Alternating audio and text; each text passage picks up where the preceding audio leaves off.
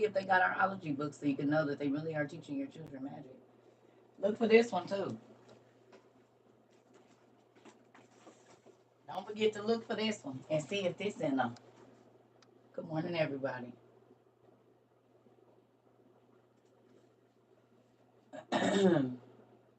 Look for the ology books so you can prove what we be talking about over here is true. Folks don't believe they be giving these kids magic early, but we know from Disney and Nickelodeon and all the other kid shows, all they talk about is magic. What are you doing? You're gonna mess up the blinds. Big old sword. Yep, y'all should see it. Go ahead, let's do it one more day. Yeah. Thundercats. Thundercats. Oh. Yeah, I might just put this in my room and put it on the wall. It don't go with nothing else. But this probably gonna end up on the wall in my room. This gonna end up in my room. I don't know why. But it's gonna Thundercats, Thundercats. So this is gonna end up in my room. 9 times out of 10, ain't they? This gonna end up in Auntie room, Punky. It is. It's pretty heavy. It is. But Miss Deborah, and between Auntie, Miss Deborah, and Miss Lisa, my whole little armory over here is the truth. You hear me? Hi, baby. Hi. Childhood memories. And yes, y'all, it's your nephew's birthday. In about, oh, it's already passed. So, about 30 minutes ago, I gave birth to my first child 27 years ago. My son is almost 30. You hear me? That's crazy. He is 27 today. And he was born at 10/27. Isn't that cool? Y'all, I got a whole about to be kid that's been alive 3 decades almost. That's crazy. I'm grateful. I called him, he didn't answer. I don't know what he was doing. Sleep, probably. He on the West Coast, so I'll give him that. Yes, I'm very excited about that. My baby is 27 years old. Yes. And you met him, Antoinette. He's a sweetheart, too. He's 27, but he's so sweet. He don't call women out their name or be on that dumb stuff. Like, he good. He's a good man. Yes, he's a different type. The audio sucks. You might have to go out and come back in, sir. I'm so hungry. I got up and was eating yogurt in the middle of the night. I don't know if you looping. They said something over here too. I'll tell them, y'all. So, how'd y'all sleep? What y'all do? Anybody think about class from yesterday or the day before? Hey, Jay. You couldn't get in yesterday? That's because all the stuff that we've been talking about is happening. Y'all know what's going on around here. Everybody knows what's going on. Who doesn't? Who? Every time you turn on the TV, one of our classes is on the news, right or wrong. Every time y'all turn on the news, something we done learned out of our 900. This is our 902nd class on YouTube. Hey, we made it to 900. We would have been at probably 1,000, but thank you. My daughter bought me this sweater years ago, and I didn't really ever wear it, but I finally got some pants that match it. So then now I have something to. Y'all see, I got my book earrings on, and too. It matched my book earrings. And two, because they match the bookshelf behind me. You see it. Because we is smart and we is intelligent over here. Yes. Amazon. You had to watch your mouth test this morning, girl. They be every day for me. How tired? Mm-hmm. There they go right there. I'm going to have to go get me some water here in a second. Lord, yep, trying to reach 1,000. We gonna get there. I'm not in no rush. We would have been at 1,000 all the times we didn't been locked out to internet and whatnot. But I mean, 900 in 2 years.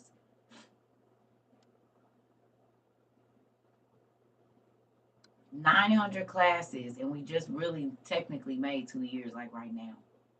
I missed so much class. My daughter had 2 surgeries and one more in 2 weeks. Prayers needed. Definitely praying for you.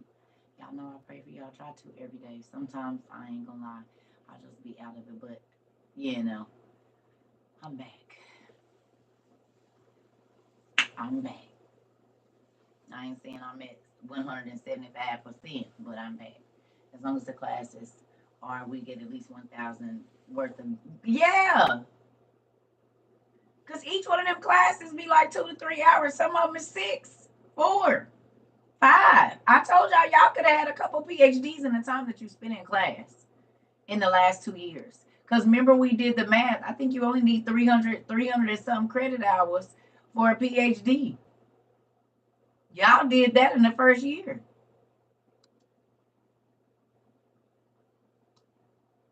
You hear me?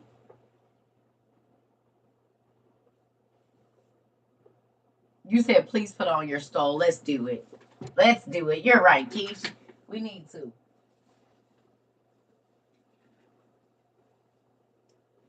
Oh, I know what we need. We need up.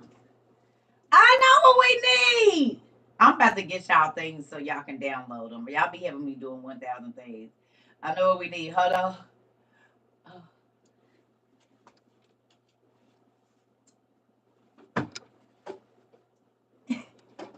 Damn it, I need one of them hats. I'm gonna have to get me one of them little hats that go to the front. That I be with. Hold on, you just wait a minute.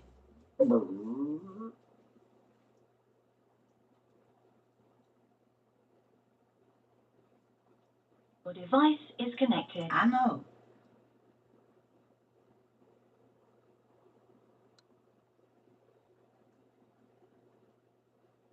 There we go.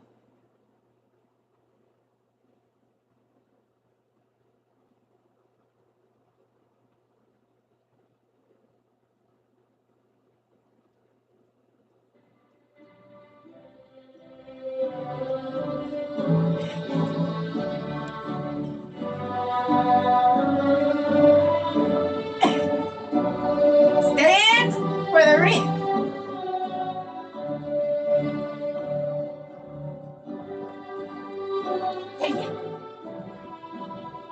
Hold on, y'all. Y'all up?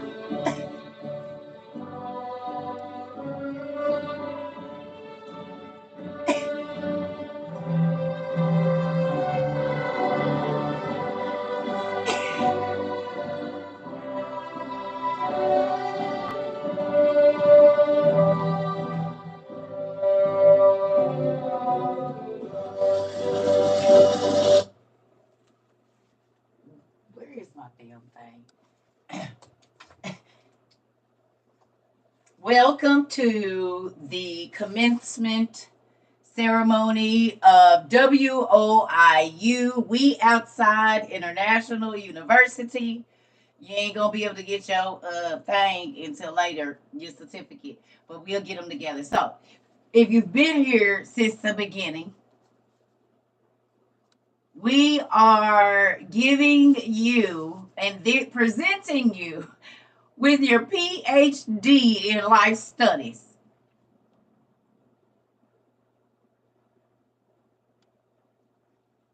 Okay? Because you didn't put in more hours than a PhD over here. Congratulations. You are now an autodidactic polymath. If you don't know what that means, it means self-taught in many subjects. So you now have a PhD in autodidactic polymathism. I hope you're excited and I hope you're happy. I am the Dean, CERCA TROVA, 22, of We Outside International University. We ain't got y'all certificates yet because I've been having to do other stuff, but we'll get them. Welcome if you're new. You have been promoted. Right. Right, right, right, right. You hear me? Autodidactic polymath. All you gotta do is say it in Google. It's gonna bring it up for you. Welcome. Yes. Yes. So you should feel very excited. You've spent more than 1,000 hours studying math, science, history, um, everything, everything, everything. Because this is my third birthday in WOIU. So we moving on to our third class year, which is pretty cool. You should feel happy. Who feels smarter since you've been over here? Or wiser? Anybody feel smarter or wiser since you've been here? Not just about the Bible, but about life issues as a whole. Some of you have changed the way that you listen to your doctors, and you're not just running because they got a prescription pad and taking all the pills that you ain't even, I don't need that. So your medical, the part of your health has changed. Your way of thinking has changed. Maybe some of y'all are better wives and mothers and husbands and fathers and brothers. Some of you are better children.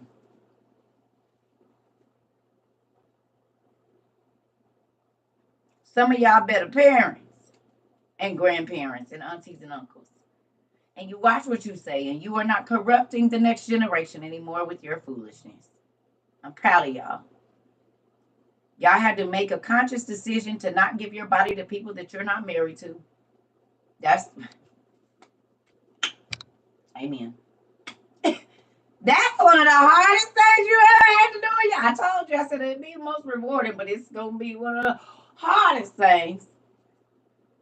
There are some of you that have given up addiction since you've been here.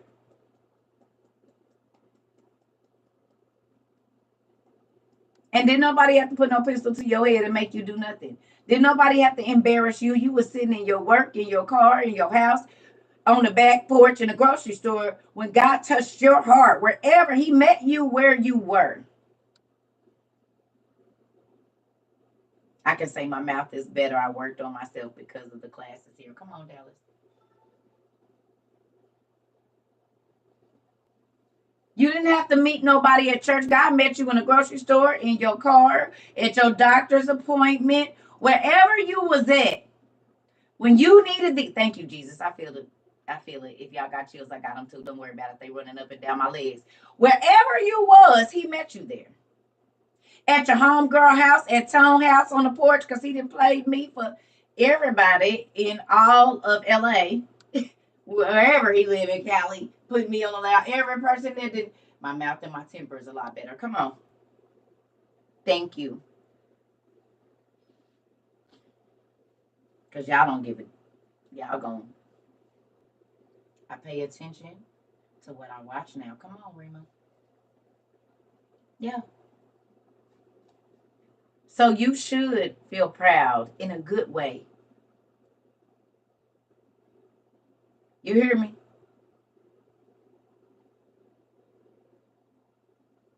Definitely my mouth is much better. Also my temper. Good job. But didn't nobody force you? Goodbye. Didn't nobody force you? You made a conscious decision. You repented. Who remembers me saying that repentance is just changing your mind and saying, I'm not going to do that anymore. I don't like that. I don't want that. And sometimes it's difficult. Some things you can get rid of right away. Some things take some time. But over this last however long you've been here, I do know your patience is better. I do know that you all have changed. I don't see as many tomatoes no more. You know what that means? That means you are willing to accept without resistance. You know what? I don't know if it's me or not. God, show me if it is. See, I used to get a lot of tomatoes because it was hitting hard. But you all have learned to accept God is not letting me hear this for nothing. It might not be for right now. It might be for somebody I know. I'm very attentive to conversations without judgment. Come on, yes, because I was throwing watermelon resistant. Honey, I was getting houses, cars, kitchen sinks, and RVs thrown at me. Queen had started her very own tomato brigade. And then people start throwing apples. You know how hard a damn apple is? If it ain't had time to sit out. And you know what? I got on here every day. It took all of it. Because guess what? I knew that you all, if you stayed in here and you stayed in your word and you constantly learned new things, every time you learn something new, you got to ask God a question. So there are some people that came here and they did not even know where to start on praying or talking to God. And you know what they started doing? They started journaling. I know when you go back in your journal, how it looked when you first started and how it look now is completely different. You probably find yourself writing down a lot of things and not just taking a word. If you don't know what it means, you go look it up. Whereas before you would have just blew it off like, I don't know what it means. I ain't even worried about it. But now you're like, oh no, hell no. What does that mean? Tell me again. Wait a minute. What you say? Your handwriting is different. Remember I told you your handwriting was going to change? You probably was writing all big and loose when you first started, but now you realize how valuable that paper is, baby. You be like, let me make this. I can't even read it. I need to work on my handwriting.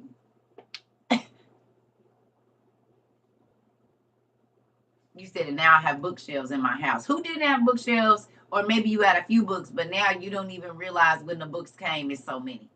Or way more than you've ever had. Because some people might have 60 and maybe they never had none. That's a lot. You said you speaking to me. If I only knew how many times I now pause and think before I speak. Wow.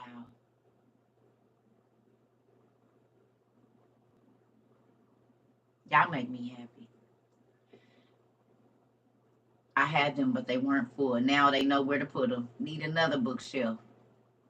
I need new bookshelves now. Hilarious. My 8-year-old granddaughter loves learning about the giants, and she always looking in the books and tell people giants are real. Come on.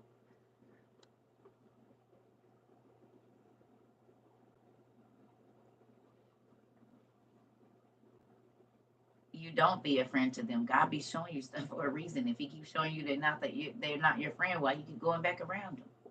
Don't do that. Now that's your own foolishness. Now, never knew. I would buy so many books, and now you don't want nobody touching them.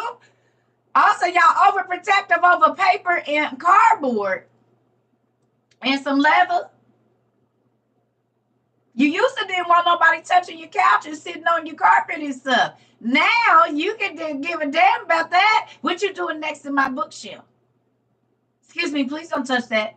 You know what? Matter of fact, come on, let's go in here. We can sit at the table in the kitchen. Don't even worry about it.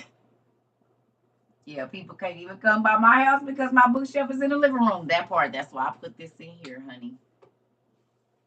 So then, Kayla, so your value has changed. What you view as valuable has now changed. It used to be bags and shoes and clothes and hair. And now you're like, damn, this hair. There's 3 books I need. Brother's like, man, I could go another week without a haircut. You know what? I'm going to just go on and try to line myself up. Babe, we buying that book.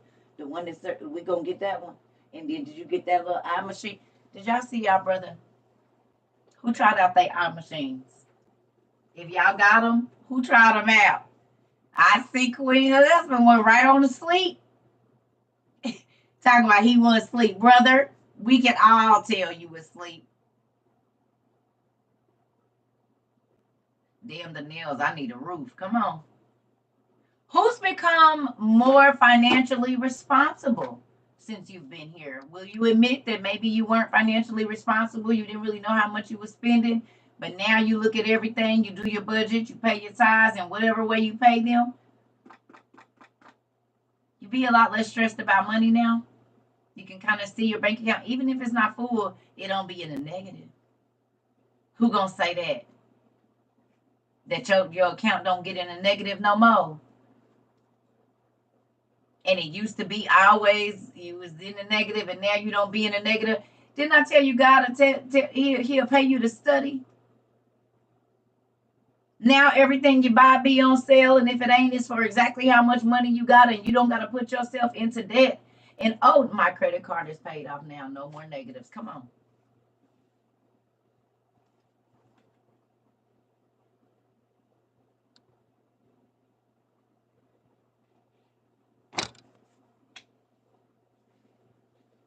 Told you.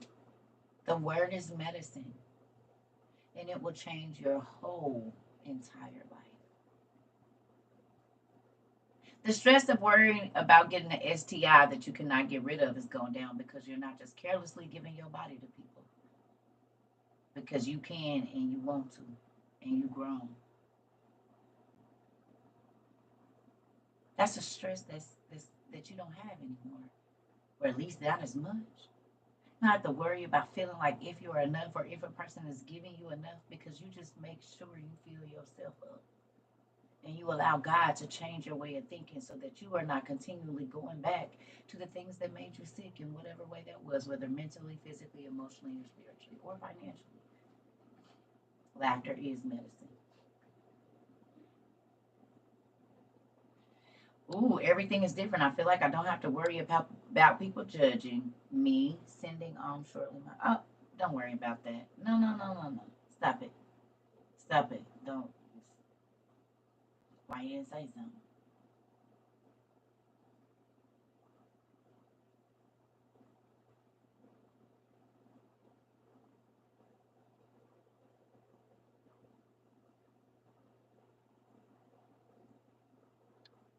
And you helped frame me out in such a way that changed how I saw him, and I can't thank you enough. Okay.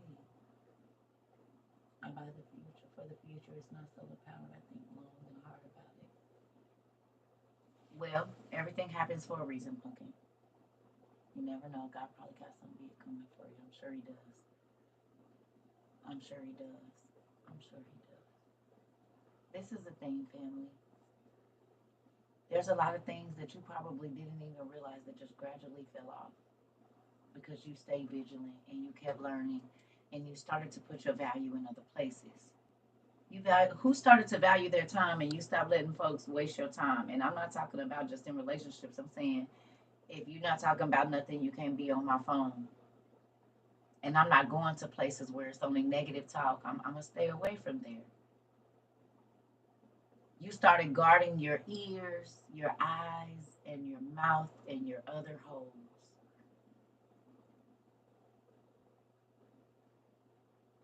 I told people don't tell me certain things because I don't want my body to repeat it. Yeah, that part. Look at how many different things have changed in your life since you just made the decision to learn, y'all. How did reading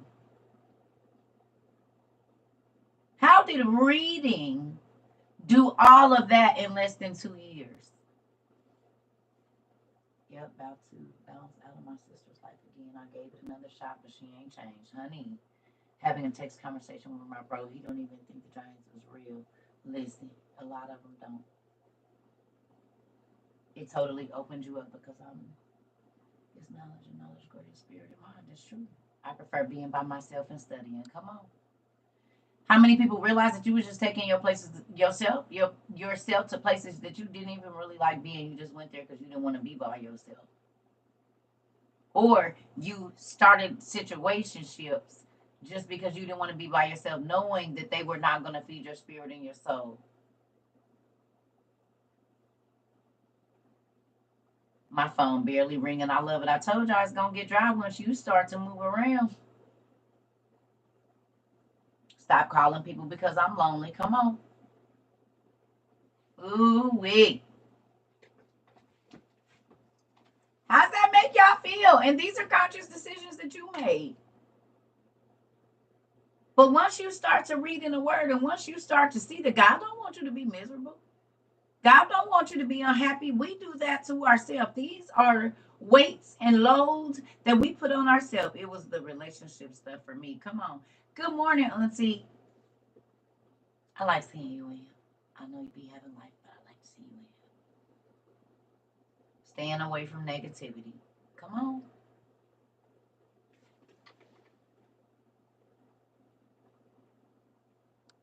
You sneaking in. I stopped looking for the approval of people. Come on. Come on.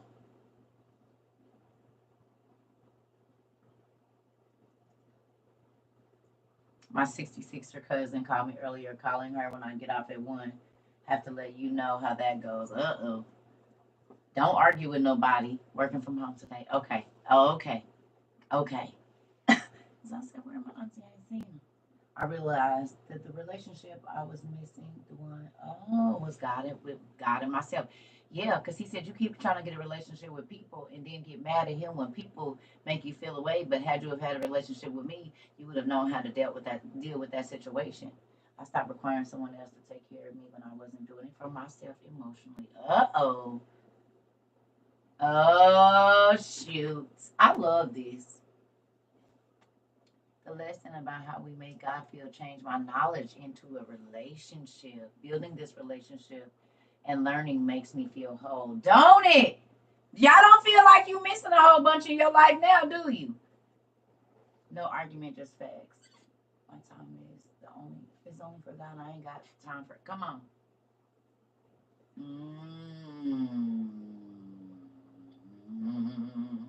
I stopped sugarcoating, and you feel a lot less stressed, don't you?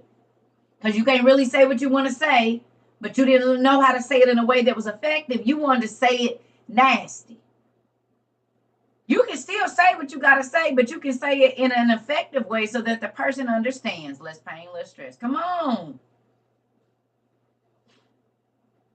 The only solid one in my life is God himself. Come on. Who learned how to speak to people better and to communicate what it is that you felt without all the craziness? Anybody here?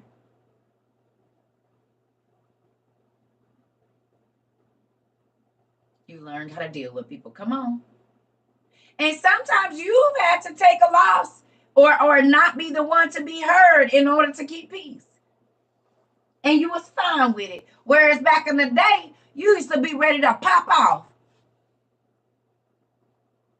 Come on.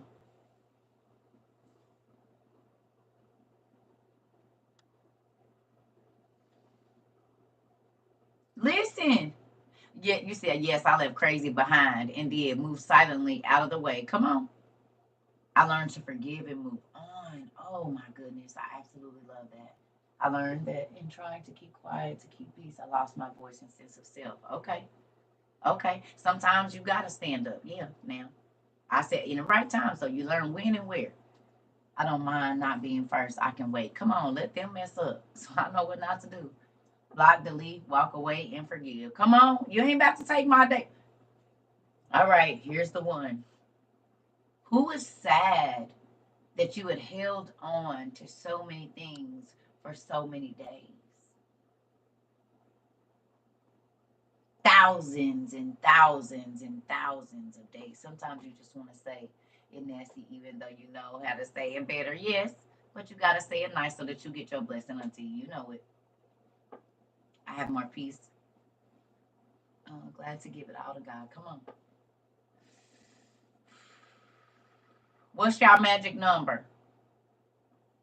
Tell me the magic number that hit you in your heart so hard. You was like, ooh, let me go get in the tub. I just need to lay here and act like eat work for a minute. What's your longest time that you held on to something? Because I know y'all know it almost by heart. You could round out 10,000, 7,000. What's your days that you held on to mess that you shouldn't have? 10,365. I know some of y'all know that number by heart now. I know some of y'all know that number by heart. I held on to something for 18 years. You know I want them days, girl. Don't be giving me no years. Y'all know I want days. Quit playing. Come on. Nope. I want days. We're not talking about years. We're talking about days. Y'all know why I want the days. 2,190. 8,030 days. 6,570 days.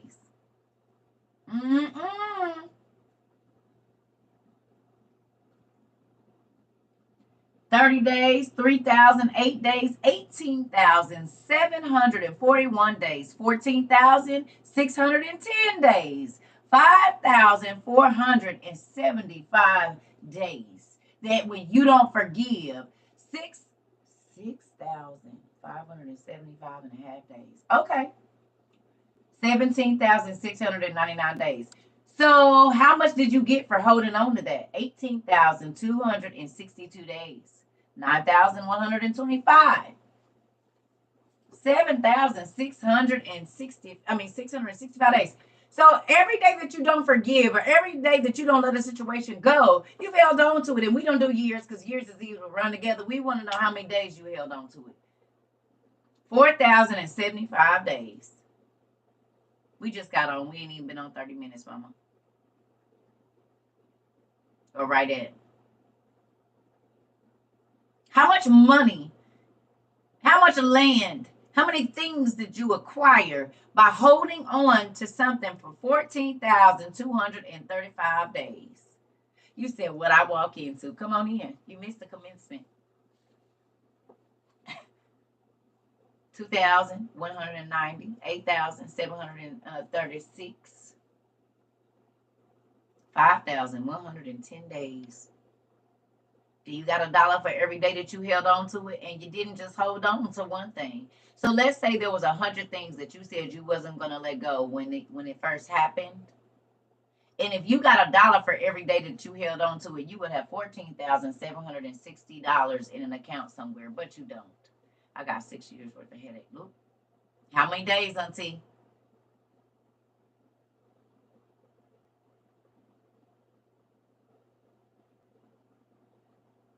You got it to give? You got another 5,000 days to give out for not forgiving somebody and holding on to it, and you wonder why depression is a thing? Everything that you won't let go, you got to carry it. 2,190 days. Come on, Auntie.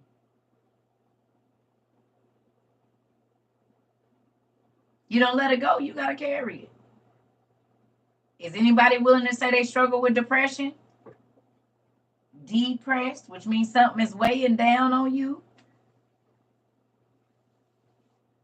Sometimes I never knew I was holding on to something until God revealed it to me. And Lord, I cried. Come on now.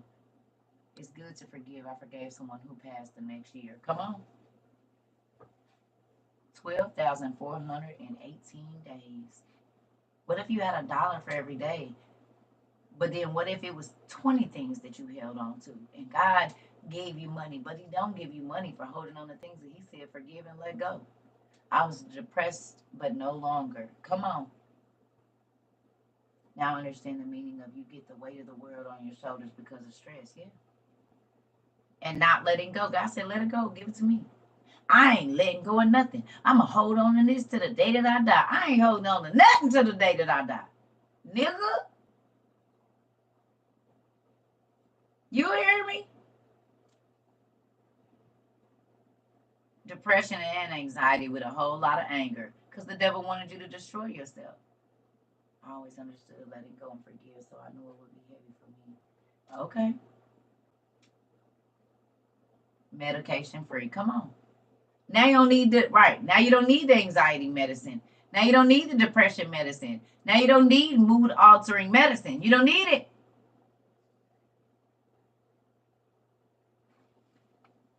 You don't need it. Learn to forgive the person and myself even though that person died. Come on. Ain't that crazy how forgiveness help your pockets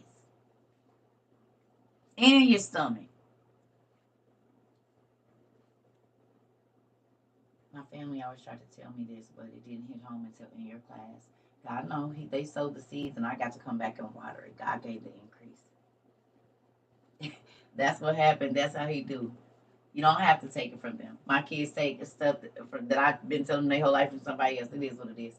That's why God said, somebody plant, somebody water, and God give the increase. Somebody got to plant the seed, and then somebody got to water it, and God is going to make it grow. Holding on to toxic love relationships. Oh, I know all about it. And that could be even family, your parents.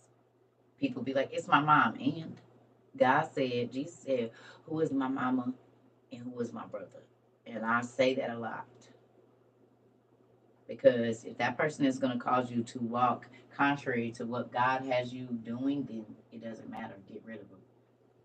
Because they ain't going to be your mama and your sister when you, and your daddy and your cousin when you get up to heaven. They just going to be another soul up there. We only have these familial things because we have to come through somebody.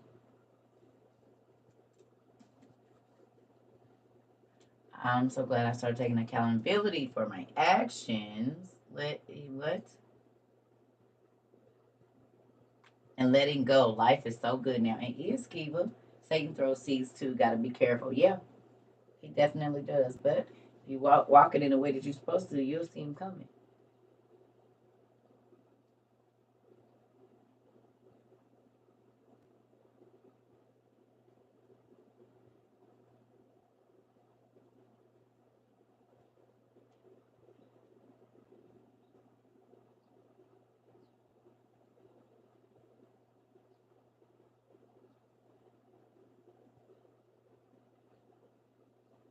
Sorry, my daughter asking me, can she put her chicken wings in the? It should be fine.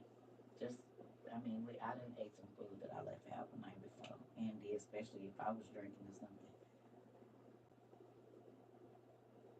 I don't pray to no ancestors. Why would I pray to dead people? Hi, I just answered your thing right now. They should be fine. When did you put them in there, little girl? I mean, what time did you get them? Y'all used to leave food out and get up and eat it, sneak it in the oven and think I didn't see it, and I just leave it there. Fine. You should be okay. Turned on 450. Pray over it. People eat food that's been rotting in the trash, baby, and they be all right. I don't pray to the dead. I don't ask the dead for nothing. That's why I be telling people if somebody that don't come visit me, I'll see you when I see you. No. Mm-mm. No, none of that. Mm-mm. And see, Lucifer tells you listen to your ancestors, right? Lucifer tells you listen to your ancestors, pray to these people. This, thank you. Your sister bought me this, and you see my. Remember when your sister got us these, or got me and her these right before she graduated, I think, or after? I finally got something to wear with it, so I got them sweats, like, you know. And so then I'm on it, and then I got my book earrings in, and do. You missed our commencement over here. Thank you. That part. So, um, listen. Did you tell your brother happy birthday? I called him. He didn't answer. Thank you, Kayla. They got our bookshelves on them, girl. Y'all see it? They on Amazon. They got the squares and the circles and all of that. I just like these teardrops. I thought they was cute and they match our bookshelves. So yes, I really love books. Yeah, I really, really love books. You got the rectangle ones. Come on, Joy. See? Yeah, they dope too. They're definitely a statement piece. Hmm. Yes, I was the first. Technically, I told him yesterday. Happy early birthday, son. So, moving on. Hmm. Now, you know which mama about to come through and be the first. I told him yesterday at about 10 in the morning. And did. And called him too. And did. Um, you're going to need your book one. Whatever. And did. Girl, that's my baby. I ain't going to tell him happy birthday before me. And I had to go through the struggle of getting him here. That's my kid. Don't do that. Go away. Okay, sorry. You're gonna need your book one. I can't believe my baby is 27. It's still blowing my mind. I remember bringing him home. So crazy, and now he's like a whole grown man for real, for real. Mm-mm, crazy. Excuse me. Y'all got y'all book ones?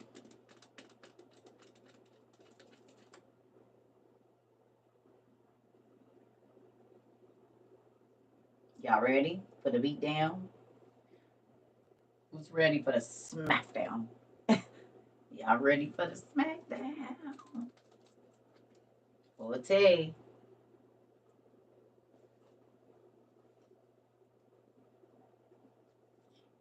Yes. I would have to be in my 40s to have a son 27, wouldn't it?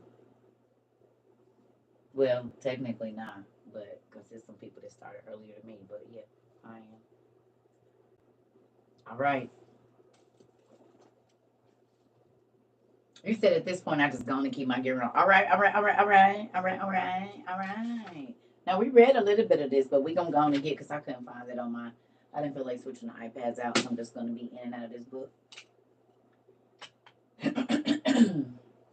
You're gonna need to go to page 351, 351 in your OTP book one, the Sibylline Oracles or Sibylline, however you say it, whatever.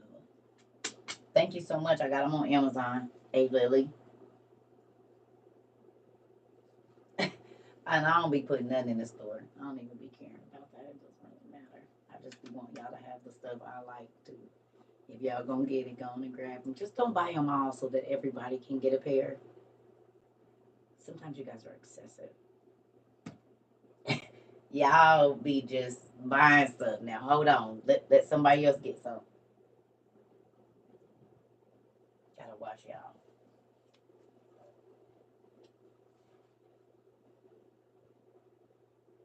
You said in the card already.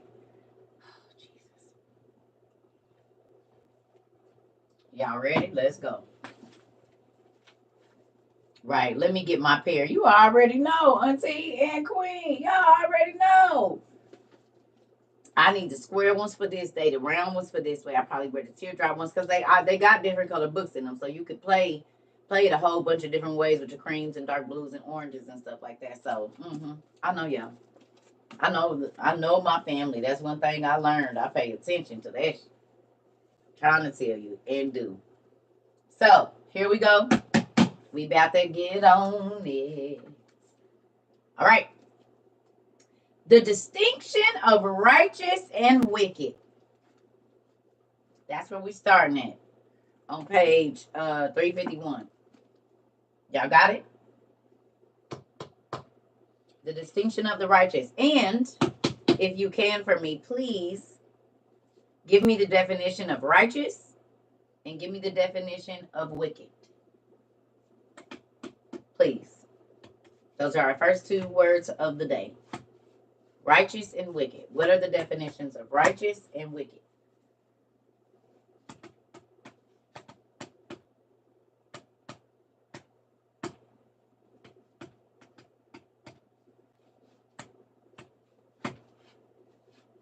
Anyone under the rainbow? Anybody got an answer for me? The internet is sucky today, ain't it? I woke up and it was snow in the car. They was talking about it's gonna be 50 degrees, 51. How when it's ice on the top of my car? That's crazy. Are we lagging? Wicked is some. Thank you, Bryson. Wicked is evil or morally wrong. Righteous is good. Okay, yeah. No, I need whole definition. Thank you. A person of conduct morally right or justifiable, or virtuous or righteous. Okay. To be right in a moral way. Wicked means moral and evil wrong. Okay. Okay. So to be righteous means you're a moral person and not immoral. Righteous, the quality of being morally right and justifiable. So righteousness doesn't have anything to do with church. Righteous means you have morals. Righteous is not about how you dress. Righteous is not about what you eat. Righteous is about your morals. Righteous equals having morals. What does it mean to be immoral?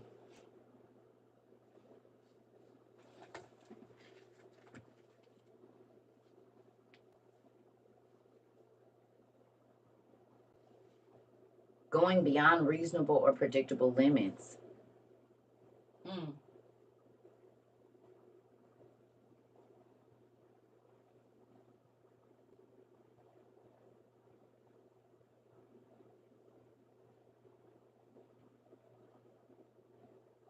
What does it mean to be immoral?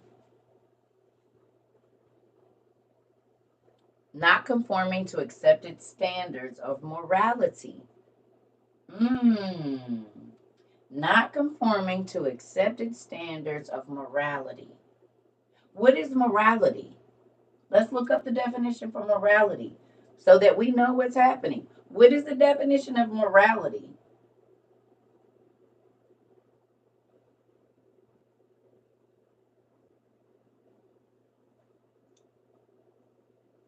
Mm-hmm.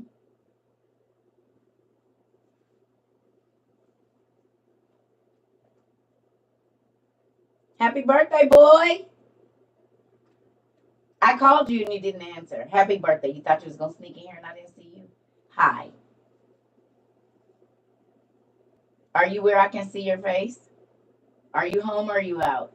Because I might just let you in my live since it's your birthday so people can see my twin. Can you get like your background? Is your grandmother home? She might start yelling and stuff. How's it feel to be 27, boy? Man, you're still gonna be my baby boy to me always, but she is home. Okay, never mind. I was gonna call you so they could see how you my twin. Well then call me. I'm gonna try calling you on the iPad. Hold on.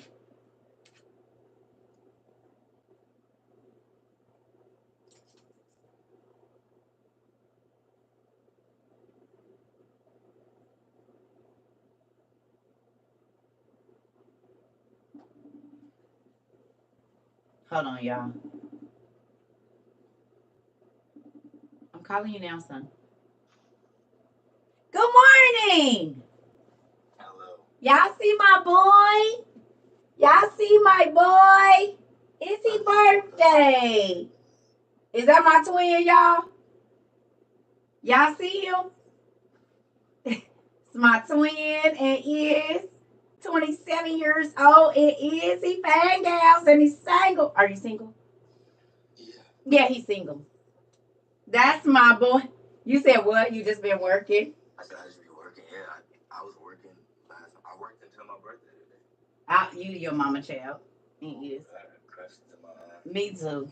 Don't worry about it. It's okay. Happy birthday. How do you feel? I love that hat you got on. You can send your mom one. You can have this one. It's really rare. It's one of Pharrell's hats. Oh, I don't. Happy because that guy is that the Pharrell you're talking about? Yeah. Oh, okay, yeah, I want that. Not because it's him, but because it has a brain and a nerd, and I'm both of those things. You heard Frontin before. Yeah. What's the dog? Yeah, that's Pharrell. Yeah. Well, happy birthday, pumpkin. Thank you. Oh look, I've been wearing my new glasses. Good job. Let me see. That's probably a while. Sorry, y'all. Hold on one second. Oh, you look like your mother. My new glasses. Don't he look like? Wait a minute. Y'all, this is my boy. You heard me. And he used to have locks too. So if he still had his locks, we would definitely be completely twins. Yeah, they said you want to give them your cash app. Someone said. You have to put it in there. Put it in the chat. Can I do it? I don't know. Just do it while you're off, and then go to YouTube, because that's where they ask. Okay. Yeah, I love you. I'm gonna finish my class. I love you as well. Yeah. Okay. Bye.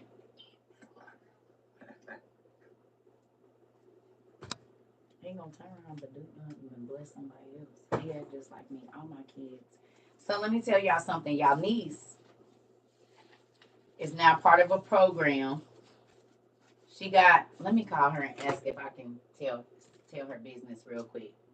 Hold on, because they be mad talking about you just be telling her business and stuff. So let me see. Let me call her real quick. Give me 1 second, because I want to show y'all something about the seeds you sow into your children. Girl, she at work, so she might be in court. Hold on, let me see.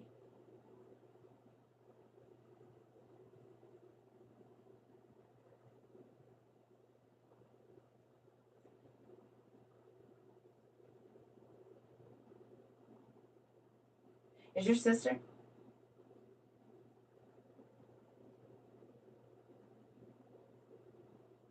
Okay, so anyway, y'all niece, thank you. Y'all niece is, she works, you know, she's a leasing agent, right? But her heart be broke when she has to file evictions on people and stuff like that. Do y'all know God allowed her to be grafted into a new program that they're piloting, and it's 10 different states or something all throughout the country where they get to help people, and the judges are getting in and different people so that they can help people stay in their cribs and have, you know, when you go in front of the judge, normally you ain't got no attorney, it'd be the apartment's attorney. So how about she's a part of that? She's supposed to be giving me the information. She was like, because mommy can help like everybody. She was like, y'all got people wherever. So she's going to give me the information for all of the different counties or whoever that's doing that. And yes, but it can help some of us too, because it's not just in the state that she lives in, it's states all over the country.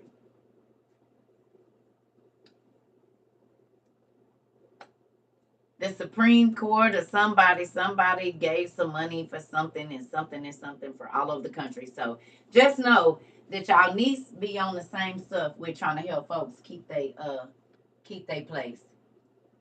Really, it's okay. This is a thing. Sometimes God be moving you. Now, don't always look at an eviction as a bad thing, honey. I'm trying to tell you. I've been evicted a few times, and it ended up being a blessing for me because God was trying to get me out of a place that I really couldn't afford, or it was some stuff that was about to happen that He needed to move me from. So I don't always look at evictions like bad now. I don't look at being let go from a job as bad, because God can't give you what you asking for if you still stuck. That's exactly what it was trying to get out of a relationship. Okay, so then there you go. So then don't put no sad face, because then you could have stayed there, but you would have to stay in a relationship and been unhappy. I don't take bad for bad no more. I take bad for what is you trying to teach me. If you start looking at the stumbling blocks, like when you know you about to go be on some BS and your tire blow out. Remember I told y'all he let the lady have a heart attack because I thought I was about to go climbing trees and stuff. And on the way, when the tall tree was about to be moved to my house, the lady had a heart attack. And then as soon as it was too late for the guy to come over to my house, because I live so far away, she came right on out the hospital skipping. Oh, no, wait a minute. Get your back in the hospital. Go. Because I had my whole little plan, honey. And God said, yep, and I got another one. Because the plan that you about to do is going to derail everything that I'm setting up for you. If you feel like other people have been able to get away with stuff that you were not able to get away with, be happy about that, because He made you be a moral person and an integral person. Because of where He's taking you, you can't be a person of no integrity. I'm going to say that again. If God always stopped you in your tracks and didn't let you get away with wrong things, it's because where He is taking you, you're going to have integrity. The responsibility of money and legal documents and all of that. He can't let you be a person that's going to always try to get over and lie and this and that, because guess what? You'll mess up the blessing He's trying to give you. I used to get mad because there was a lot of people that got to do a lot of things that God will slap me on my hand so quick. But the situation that I'm in now, and the management of the things that I have to manage, people's business, finances. I had to be a person of integrity. He couldn't let me be okay with that other stuff.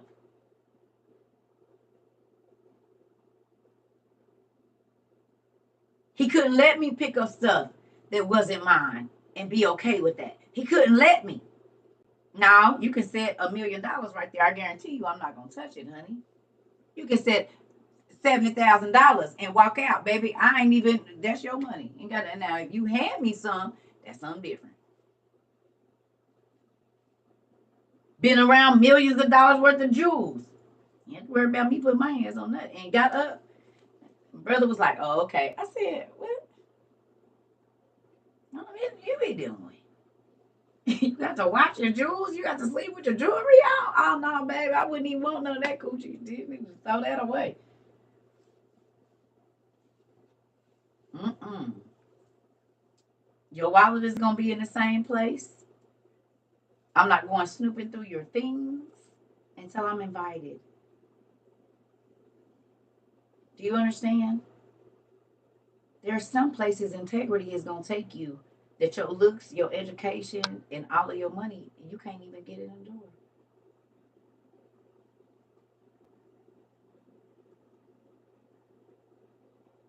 You hear me? There's been some places I've been in just because of my integrity, just because people knew I was trustworthy. People were giving me their social security numbers, credit card numbers, and everything. Can you just do this for me?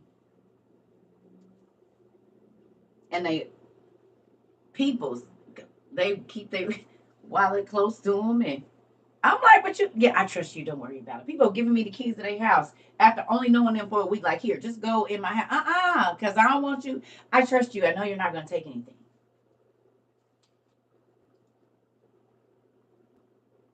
God trusts me. And can I be honest with you? That was more than anything that God trusts me.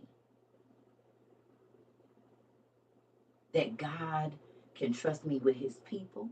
He can trust me with his children. He can trust me to not corrupt the situations that I am in. Now, have I always been perfect? Hell no. I was a hustler like everybody else. But the one thing that I used to tell them is, I'm going to tell you the truth. It's just up to you to listen. I'm going to tell you everything I'm going to do to you before I do it. I just need you to pay attention. And so then, like with my ex-husband, he said, you said it. I said, I told you. You just didn't believe it because you're a liar. So you don't believe nobody else because your words don't hold no weight. But I'm going to tell you everything I'm going to do to you before I do it. It's up to you to listen and pay attention. I didn't have to run no game over you. I literally laid it on the table what this was, what this about to be. You made it up in your mind that I wasn't a woman of my word. I wasn't going to do what I said. Now, let me say this. When it comes to this TikTok stuff, y'all, and I know there's some things that I have lacked on. There's some things I'm supposed to send out. I haven't sent them out. But y'all see how my life go. Does that mean I'm really going to nanny McPhee? Y'all, I already did.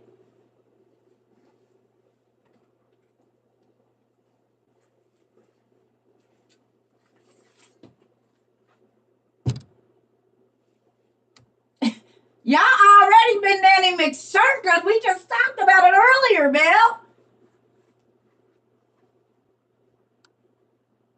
We just talked about it. Y'all been nanny McCircus already. When you need me but do not want me, I must stay. But when you want me and no longer need me, it's time for me to bounce, nigga. Y'all already been nanny McFeed. Nanny McCircuit already. First time your FYP hit on that giant video or somebody sent you a link, baby. That was that ching. And I'm just standing in the back. Yes, it's a Thundercat sword and it light up. Into. I just want y'all to see that. Thundercats hold. You been Nanny McFeed too. You don't even know it, sir. Remember when you found out that you didn't even know you were a nice person? Nanny McCircuit. Mm-hmm. You've been Nanny McCircuit too. Don't even worry about it. You hear me? Inhale. Gotta keep my staff with me. Yeah. Well, I ain't went nowhere just yet. Now, if a Mr. CERCA comes, sir, I shipped your nephew. Yeah. Huh? Wait a minute. You said you shipping me my gift and it's my nephew. Wait a minute, hold on, because people keep trying to send their kids. You sound like your nieces. Is that what you said? You gonna send me some kids? I'm gonna send them back, doubly wrapped. uh, uh, uh, uh. You sound like your niece. It's time for these kids to start coming down for the summer and ain't. They got about 3 more years for that. Oh, you ship nephew gift to me. I'm giving you his address, his email or something. Y'all can start letting him do the thing with the thing and the thing and the thing. All right, now let's get back to this. So, make sure that you are an integral person. Make sure that you are trustworthy. Thank you, Queen. Make sure that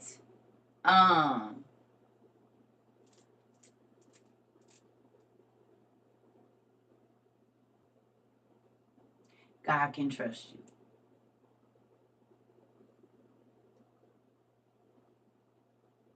Okay? Because if God can't trust you, who can?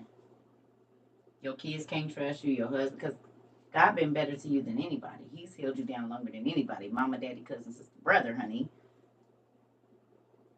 And you keep asking God for stuff, but you're not an integral person. You don't have no morals. If you can get over, you're going to get over. If you got to lie a little, you're going to lie a little. And everybody is guilty of this in one way or another, whether it be trying to get off work, trying to get into a daycare, trying to get into a house, whatever it is. We've all been guilty. But has that now become your character and not just an instance or an experience or a short time in your life? That determines. Everybody has had moments where they were immoral or they didn't have integrity. We all have. But now, are you just flat out, you just ain't got no integrity? Whatever it is, you're not loyal to nobody or nothing. You just do whatever you want to do for whatever the time calls for. Oh, I was loyal to them, but I'm not now. No, you just not loyal at all.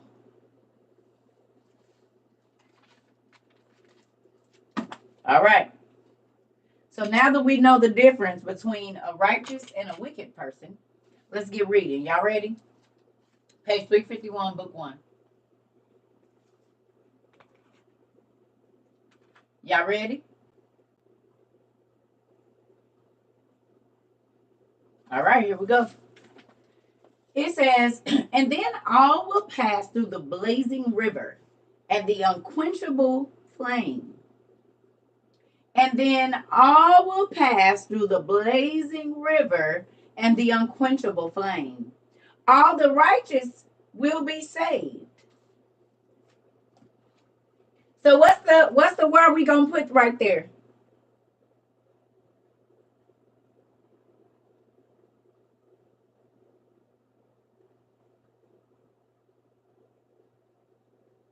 We just learned it. Righteous means what? Moral. Okay. Or integral. Moral. Right.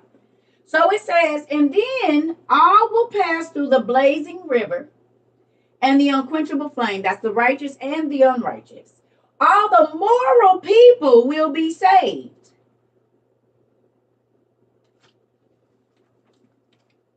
$351. We still on the same page, Christine. Still on the same page. Ain't that crazy?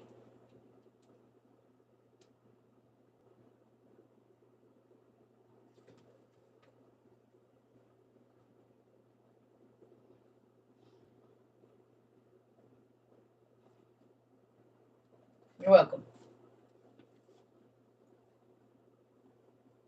Did it say all the people that set up in church 24 hours a day? Did it say all the people that walked around saying I'm saved? Did it say all the people that dressed a certain way or acted like a Christian was going to be saved? What did it say? What did it say?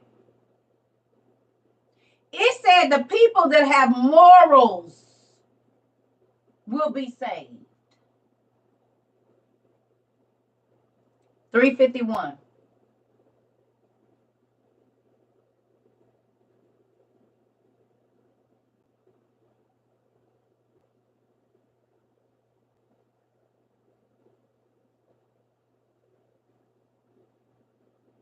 Morals. It didn't say the person that get the most in tithes. It didn't say who got the biggest house, who got the biggest checking account. They blessed so they going to heaven. It didn't say the lady or man that been with their wife for 79 years and I ain't never did this. And it said the people that got morals. And you're finding that a lot of people that have set up in church their whole life don't have very many morals. Maybe this is why God said when they get to the gate, He gonna be like, "Go away from me, you worker of iniquity. I never knew you," because you was always hustling in the church or doing some backbiting or whatever it was that you was doing, so you weren't morally correct.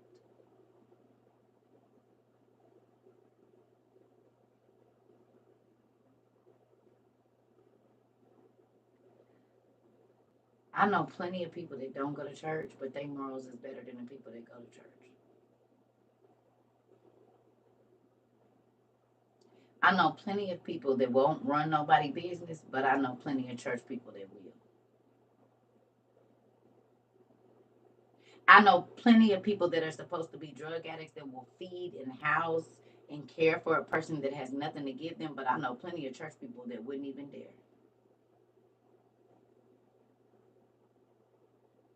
Matter of fact, you can't even get a free plate of food at church unless they have in a soup kitchen, and then most times it's slop. It's not what they have at their church dinners.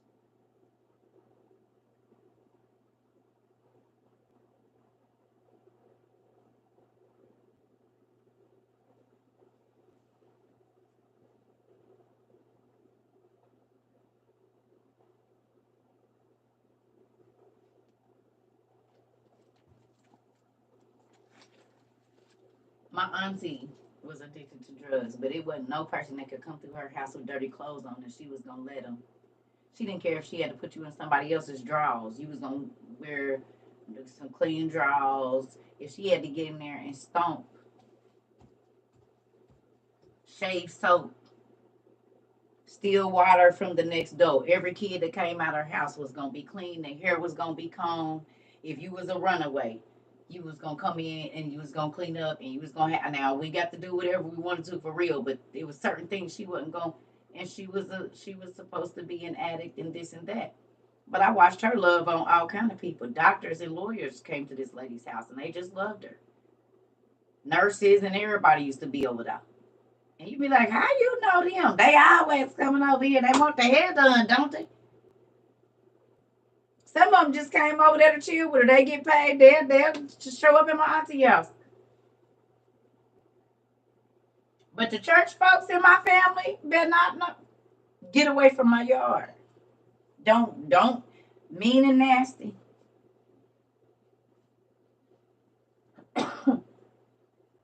My auntie wasn't gonna see a homeless person and not give them nothing. The church people in my family, all day long.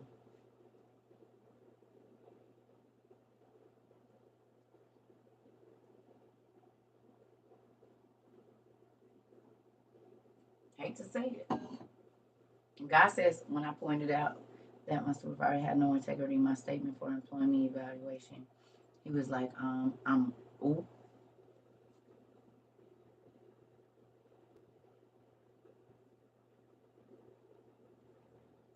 Auntie said that she pointed out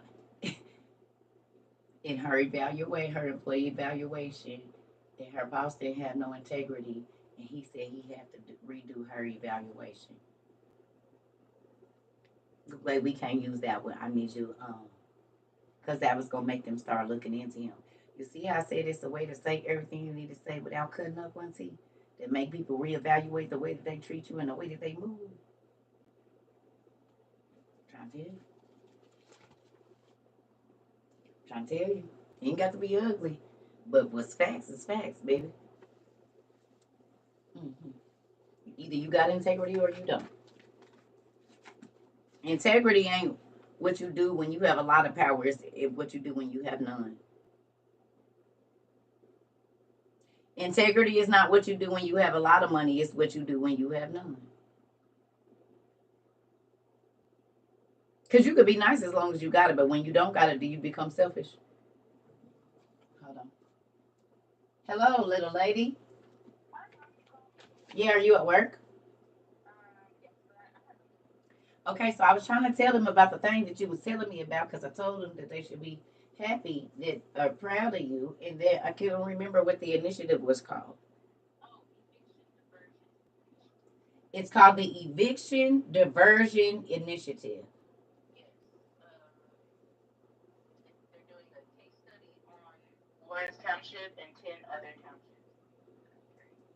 In the country. Okay. Okay. So once you send me the, it's called the Eviction. Say it again. That's what it is. So it okay. And you're working with it's apartment communities working with the courts, right?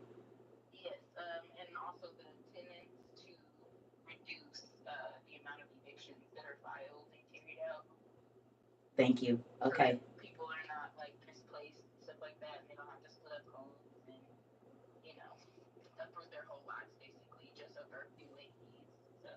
Yeah. See? Okay, I love you and I love your brother and your sisters too.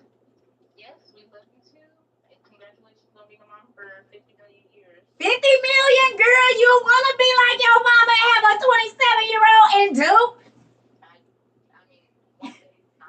Yeah, not today, because you got that little brother and sister thing just like I started out with. Just be careful.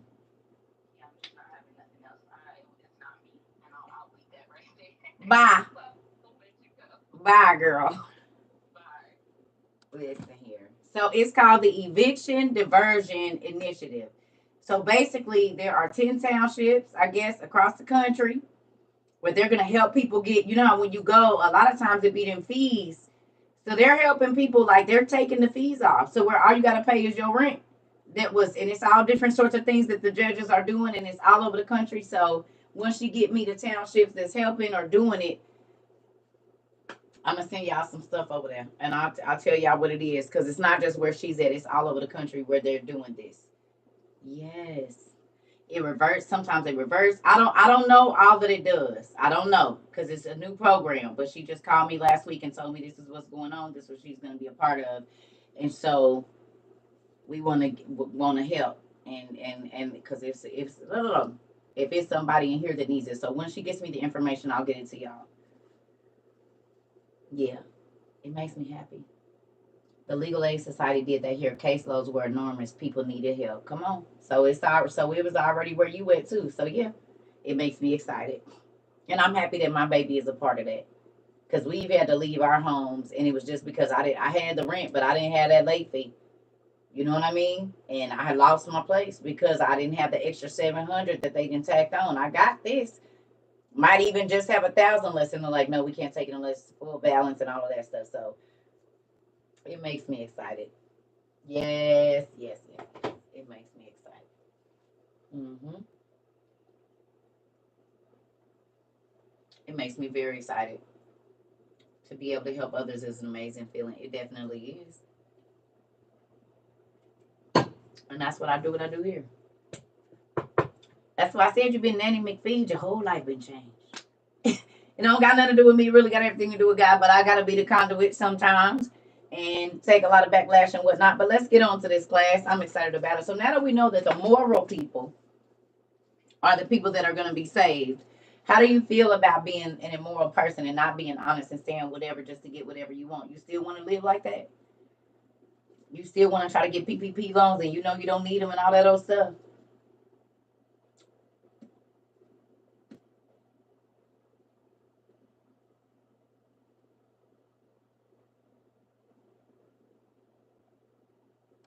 It is what you're doing when no one is looking. That is exactly it.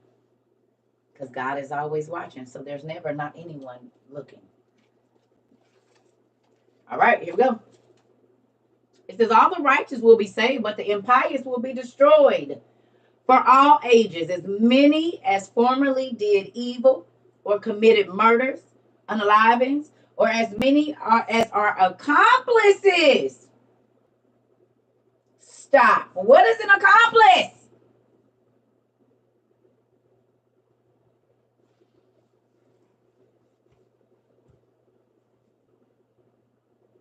What's the definition of accomplice? We in book 1, page 351. Down at the bottom.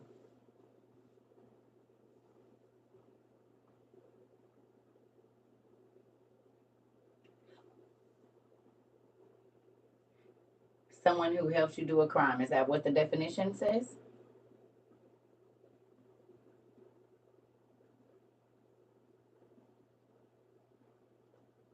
Yeah, auntie. People still getting fired from the state because of those PPP loans. We talked about that in class yesterday. A person who helps another commit a crime.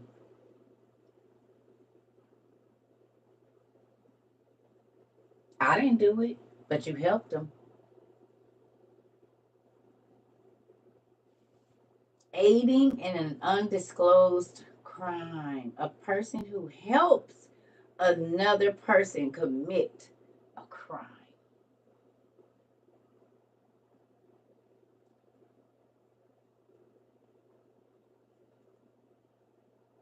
So I'm gonna go back and read that. Ooh, you come for your brother, your cousin, your sister, your mama, and you knew they did wrong. Remember, I told you I told my kids I'm telling you. Don't do nothing because I'm going to tell it. I'm not getting that on my rap sheet for you. I've been telling them that their whole life.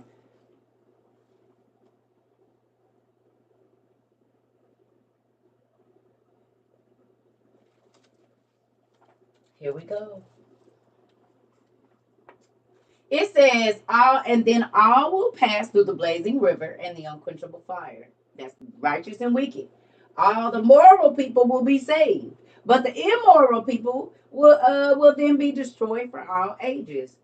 As many as formerly did evil committed unalivings, and as many were partners in crime with them or knew and helped them. Liars, crafty thieves, scammers, and dread destroyers of houses, parasites. Ooh wee! You don't care about using nobody. You only out to get your money. It says you a parasite, and it said you that just use folks to be using people and getting over. God in this book calls you a parasite.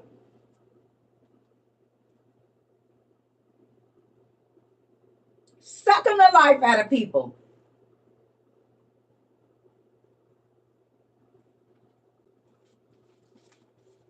Here we go. Adulterers who put out slander. You always telling somebody business, trying to make somebody look bad. A leech. Exactly. You cheat on your wife or husband whenever you feel like it because it's just a piece of paper and marriage ain't real anyway.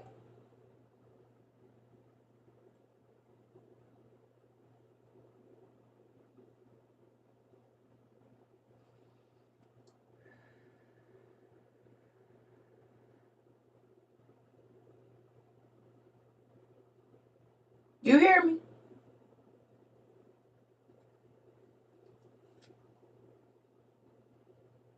A dread destroyer of houses, parasites, adulterers. You don't care who house you tear up. You don't care who marriage you tear up. You don't care who baby daddy, baby mama, you keep them arguing because you keep doing dumb stuff. You tearing up somebody's house. You don't care about that.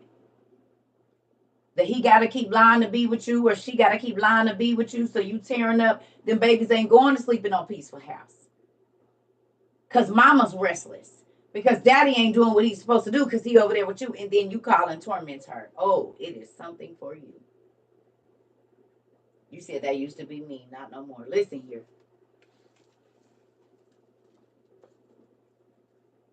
You said pointing out my flaws.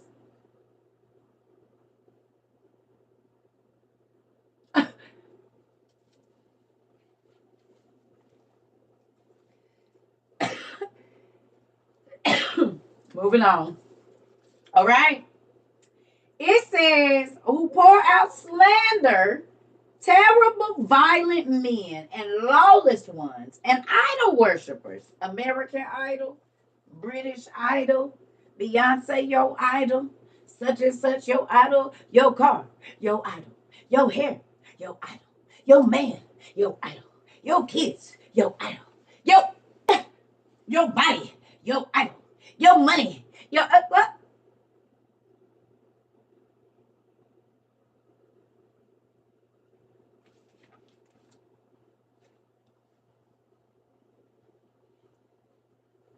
You said, fam, just give me a helmet. Just give me a helmet. Uh oh. Listen. Idolatry. Not adultery, idolatry. You worshiping folks and people. How'd it go, Danielle? What they having now? Moving on. Yo man, yo idol, yo girl, yo idol, yo boss, yo idol, yo job, yo idol. What? I'm getting better. You said okay. So we're gonna go back and read this again. Then all will pass, all is the good people and the bad people, through the blazing river, and the unquenchable fire can never be put out. And all the moral people will be saved, but the immoral people will then be destroyed for all ages, as many as formerly did evil or committed unalivings, and as many as are accomplices, liars, crafty thieves, and dread destroyers of houses, parasites, and adulterers, people who pour out slander, terrible, violent people, and lawless ones, and idol worshippers, as many as abandoned the great and immortal God and became blasphemers and ravagers of the pious. I'm sorry, ravagers of the pious, breakers of faith, and unalivers of the moral men, as many elders and reverend deacons as by crafty and shameless duplicity, regard, judge with respect, dealing unjustly. Wait a minute. It called out the elders and the reverends and the deacons. Let me sit down. I might need to get my. I've been on here about an hour. Oh, it called out the deacons. You don't believe me? I'm gonna show you with your own eyes so you can see it. We on page 351, Pumpkin. See right here. Let me show y'all because y'all think I'm playing. You use it right here. And as many elders and reverend deacons as by crafty, wicked, sorcery, and shameless duplicity they live two lives, judge with respect. Oh, we going because he speak good, dealing unjustly with others, trusting in deceitful statements.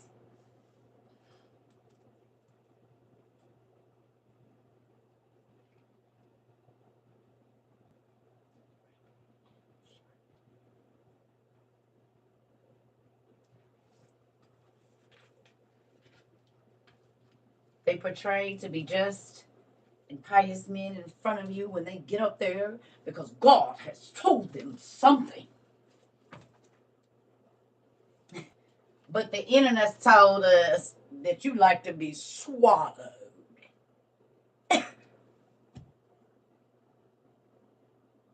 And oh boy, he's a PB.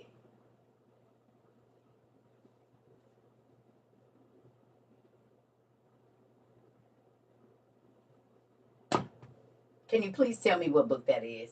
So, all of the pastors is coming out. They got girlfriends and boyfriends and girlfriends and boyfriends and a wife and a husband. I'm just saying, bro, because I mean, right here it said that they live in duplicity. What is the definition of duplicity? Come on. It said right there. Breakers of the faith and unalivers of righteous or moral people, as many elders and reverend deacons as by crafty and shameless duplicity. Deception by pretending to feel and act one way while feeling and acting another. They be acting straight. Double dealing. So they get up there and they say all of those big, big words, and they tell you a fake right living standard to live up to, and they don't even live up to that standard.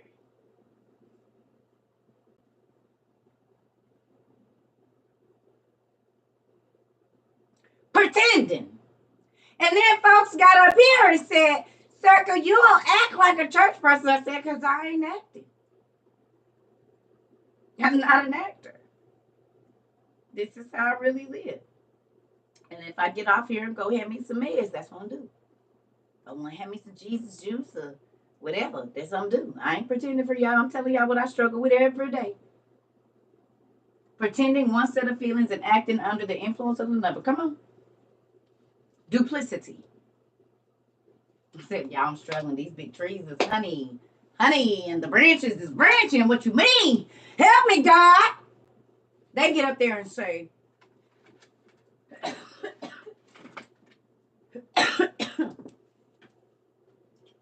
and the Lord said, saw, and they walk around with their suits and their holy robes and all of this.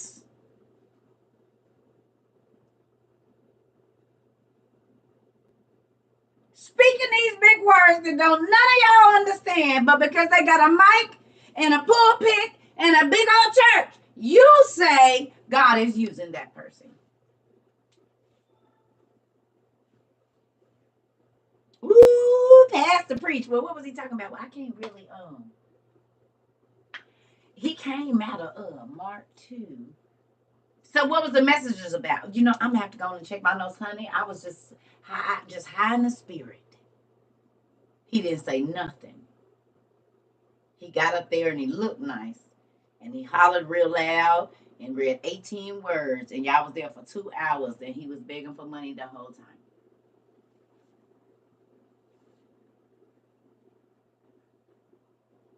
Winking and hitting folks with the microphone, letting them know, you next, girl. You next, boy. I'm going to cover you with my... See, now, you got to be careful. I'm going to show y'all something, how they play in y'all face. When they see one they want, they make them be their armor bearer now. So now you bringing the Bible and sitting it next to them. Because they got to keep you close so that people don't think nothing when they see you with them. Okay? And then they're going to do a public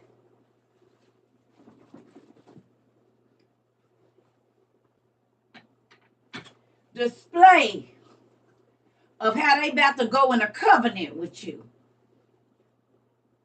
I'm covering you because they've been covering them. I don't want y'all to think nothing when y'all see me with her or him because I'm mentoring them. Thank you, Jesus. And they pretend to be spiritual fathers and mothers when really they are snakes. And they look the part and they speak the part. But guess what? They're vipers. They are predators. And they do go into covenant with you because the devil makes folks sign their contracts, and that's a covenant. To get what I need from you, or to get what you need from me, you got to go in a covenant with me. God even says that. But they manipulate and pervert that connection that comes between being a spiritual father or a spiritual mother or a spiritual leader in that person's life. And so they pervert the covenant. I need to know you better. I need to know your intimate, most details and thoughts.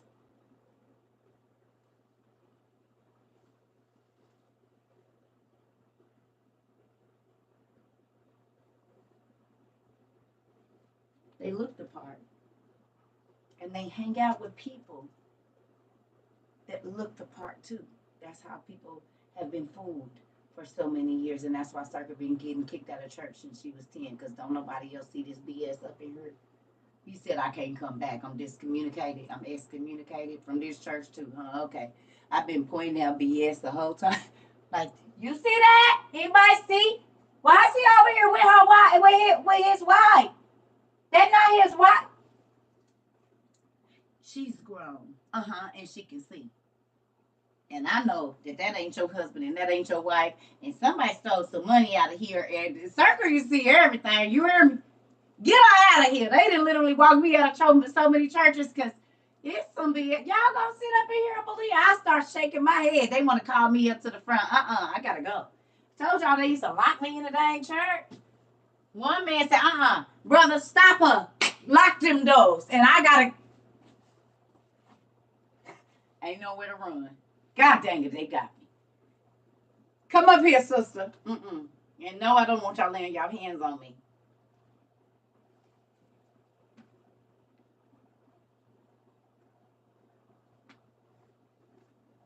I duck a hand and hallelujah and move that hand right on out the way. You got me messed up. In your breath bag. You need a mint, minister. Maybe it's all them pogo sticks you've been touching before you came up here. It smell like bottle juice.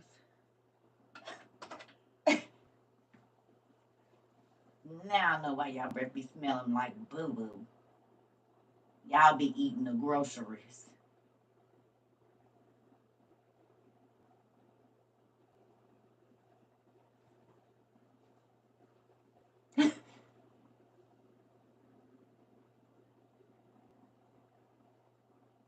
It's on the internet.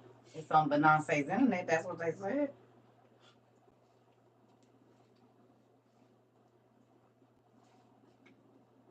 Pretending like you like salmon and you don't. We over it. We is over it. Listen, you said, listen.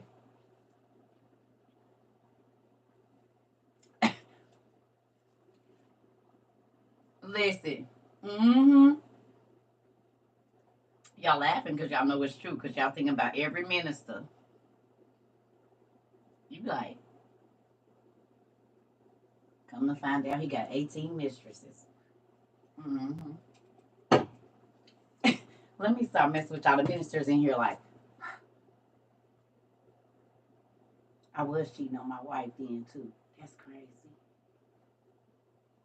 It ain't what you put in that make you bad. It's what come out of it. That's what the words say.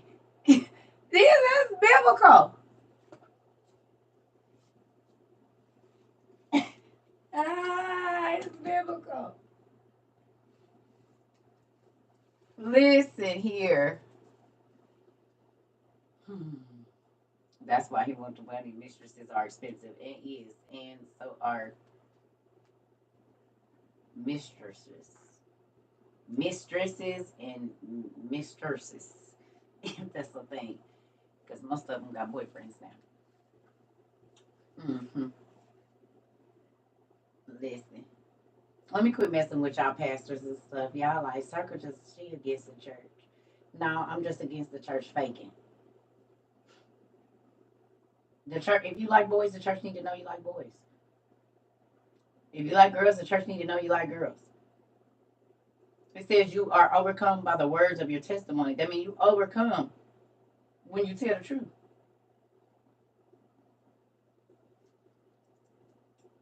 We gonna find out anyway. Why y'all think I got on here and told all my business? Because I knew y'all was gonna go looking. And none of my family, I just might find somebody. And they gonna, let me tell you. So let me tell you the truth before you get there. She is speaking and reading the truth. I was guilty in time past. Come on now. Come on. Thank you for, we tell the truth over here, and a lot of people don't like that. Because pastor and first lady telling congregation they're responsible for feeding the auntie.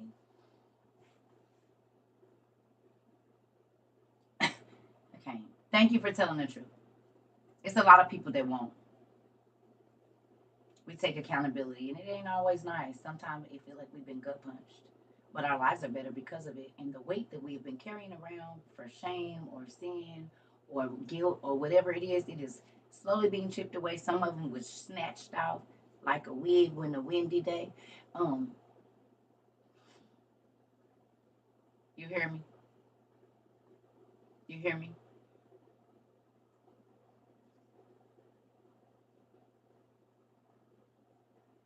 Who's interested to see that all of that was in there? We ain't even done it yet. Let's keep going. Because it's about to get real, real good.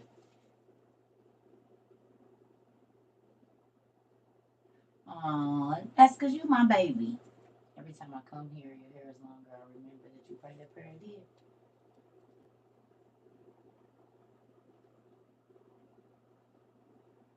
I don't go to church no more, Johnny. January? Absolutely not. Mm-mm. God took me out of the church, and people don't believe that, but had he have not done that, I wouldn't have been here. Because I would have been institutionalized like most of the people in my family and in the ministries that I know. I thank God he took me out. Jesus and his disciples wasn't in there. Remember, they was hardly ever in the tabernacle. They was always out in these streets, out in these streets, going for the lost. You ain't got time to be in church if you always out here looking for the lost. You ain't got time to be sitting up in no church for 15 hours. I got to do. How you saving souls and you already in with everybody that's sanctified and saved? What soul you saving if you only in here with saved people all day? What souls you done brought to Christ in the last 20 years?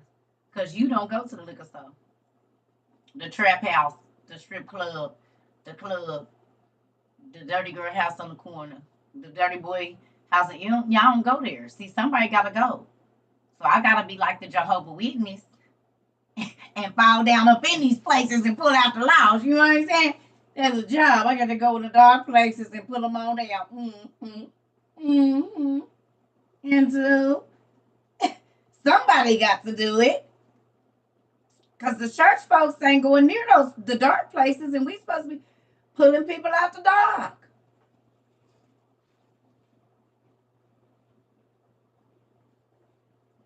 So all of them are deception. Oh, you want to argue, Johnny? Well, go ahead, honey. Listen. If they don't come to the church, how they going to get saved? And people don't want to come to church because they know the church folks is fake. Not all, but most.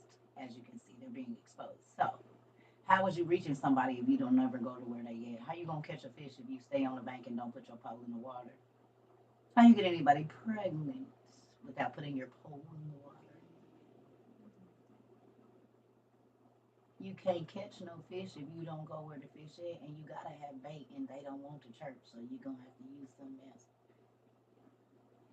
They sniff that and going around it when they see saved folks. This always hollering they saved and sanctified and doing these fake prayers where everybody can see them. The Bible talks about those folks. They make these public displays, but ain't nothing in them but emptiness and darkness for real. And you can tell because most times church people got their nose turned up and their eyebrows frowned up when they talking to somebody, telling them how they need to get Jesus. Ain't no love on that face nowhere. Matter of fact, when people see church people in the store, they do like this.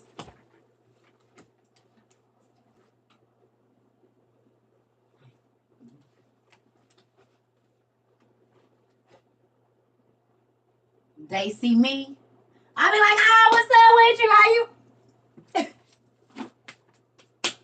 How you doing?" They don't even know I'm about to bust their head open with the Bible. All of it. Adam and Eve. Bow. Enoch. Bow. All of it. Bow. The giants. They don't expect it to come from me.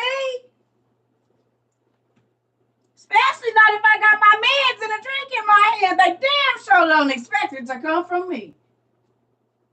Sneak attack on the nigga. Bop, bop, bop.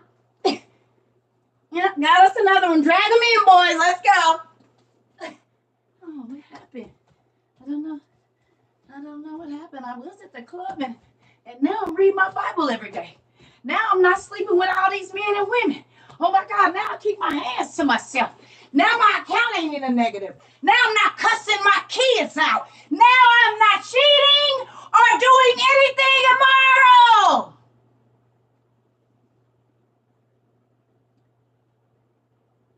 I'm not blowing my money on things I can't see. I can walk past it and see it.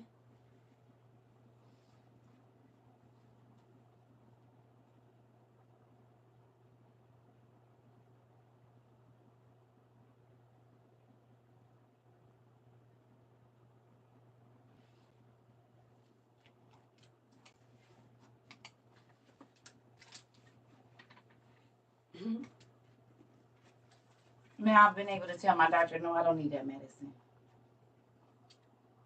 I'm not taking 25 pills every 7 hours. I'm going to heal myself, which means I need to let go of this and let go of that and let go of this and let go of that. I ain't touching it if it's wrong. No, I'm not lying for you. No, I'm not going to help you do wrong because I don't know how many things I got to undo.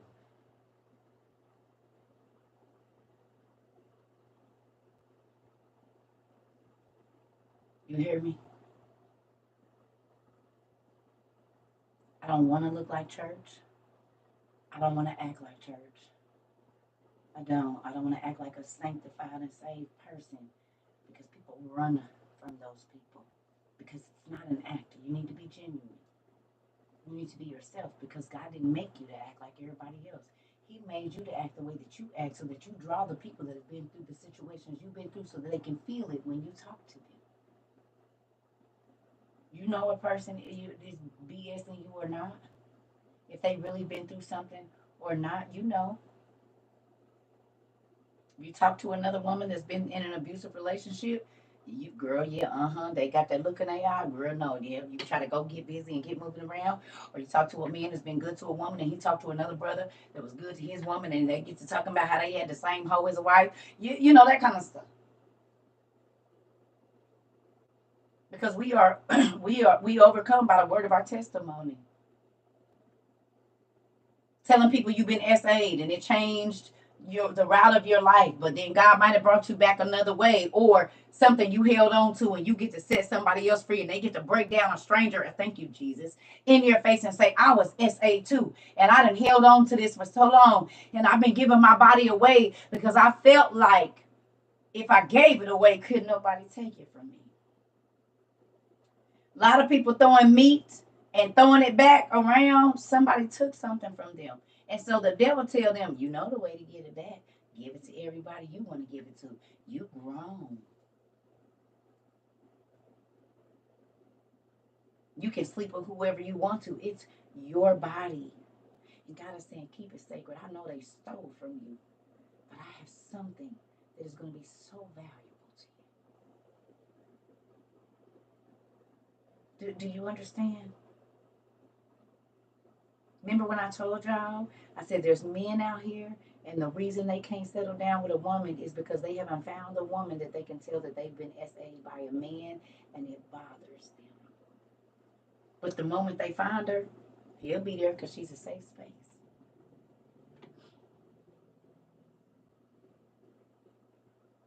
It's a lot of women that have been SA'd, and they haven't found the man that will push past all the mess and say, I know they hurt you, but I'm not going to hurt you. And you don't got to tell me all of it because I can see it. I already know. I've been studying you. And people that do this are normally counteracting something that happened before. But people don't take time. They just look at what they want. And our minds have been warped on what is right and what is wrong and what is good and what is valuable and what is not valuable. It's a thing. But when God shows you your value, I feel the Holy Ghost all over my legs. When God shows you your value, you won't just give yourself anywhere. You won't just be a part of anything. You won't just say anything. You won't, because you start to see how valuable you are to God. People make you feel like you're not valuable, but God, He'll show you that He's listening to everything you say.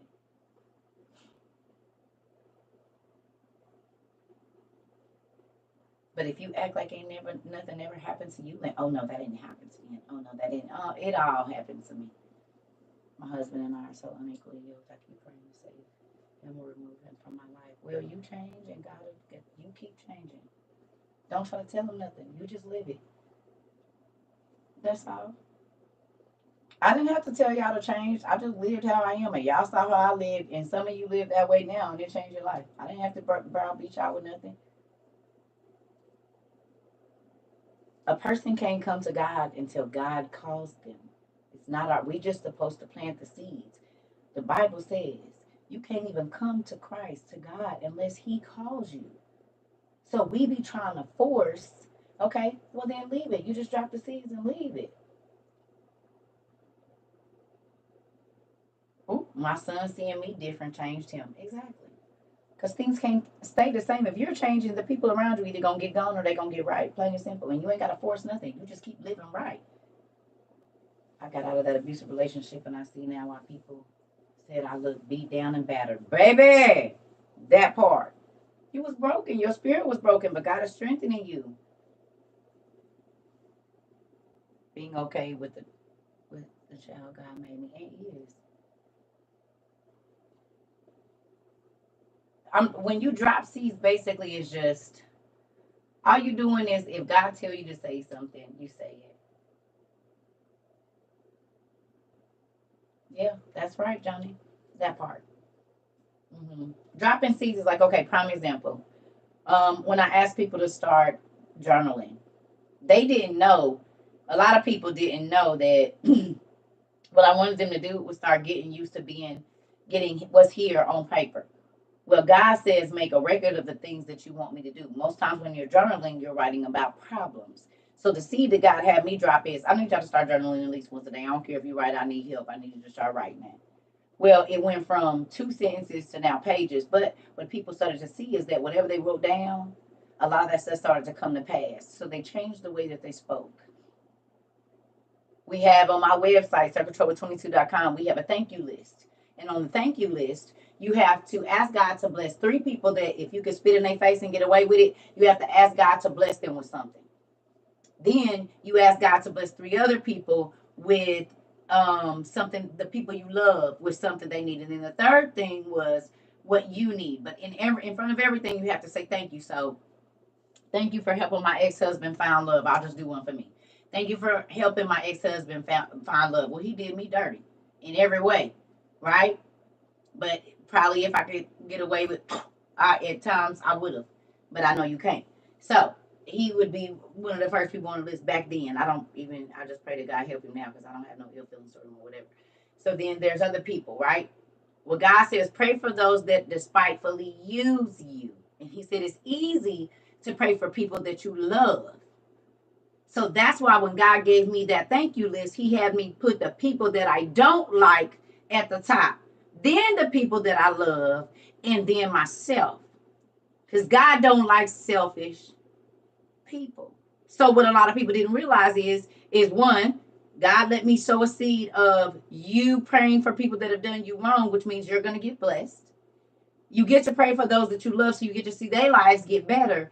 And then you're also not being a selfish person because most people, when they start out their journal or whatever it is, they start out with God, this is my problem, this is me, and everything prior to. And then at the end, it is, oh, bless my mama, bless my cousin, bless my kids. But with that thank you list, it one teaches you to put people before yourself, which is what God told us to do. 2, to pray for those that have done you wrong, which God says you get blessed if you do. 3, to pray for those that you love and then yourself. But you get to see God work in all those situations. Because some of y'all that started asking God to bless the people that done y'all wrong, some of y'all got some apologies that you probably would have waited on for the rest of your life had you have not started to pray for them. Or maybe you didn't get an apology from them, but it was somebody that you was waiting on an apology from and you got it. But you wouldn't have got it as long as you held on to until they come and say whatever to me. I ain't saying nothing. God said pray for them. I told you to pray for them, and I ain't gonna do nothing but shower you there, make it rain on your life, good stuff.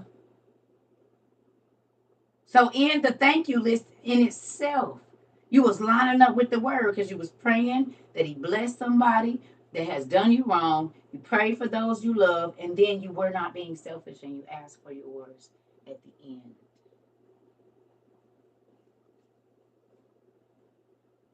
All scripture. Didn't even know. So that's what I mean by planting seeds. You ain't always got to be in a person's face telling them something. Leave it. Let it go. Really forgive, and God will make it so good you don't even. I don't got time to be as good as God is to me. I don't have time to be hanging on to that stupid stuff. You want me to stay trapped in that moment, and I don't live there anymore. I do not live in 2021. I don't live in 2016 through 2021, which was the time I was married. I don't live in that. As y'all can see, I was in ATL, honey, turning up, and be in here, turning up. Massaging my eyes. I ain't got time to be stressed out. You hear me? I can go pick up whatever book I want to read. I got swords and shields and tomatoes and beautiful owls and bookmarks and all guys. What I got to be mad about? God took me out of a situation where a person was always trying to strip me of the things that God was trying to do in my life, and he gave it all back, one. And then two, he did even more and better, because I said, I forgive you and I'm going to pray for you, because this ain't my life. This ain't how I live. This ain't, I don't, that's, and I'm attached to you and you probably curse. So then that's why my life been cursed. I'm not attaching to no more cursed people. And cursed people will always trying to come back once God, they see that once they left, God start blessing you, whatever that blessing is, whether your relationship with your kids, whatever else it is, then they want to creep their way back.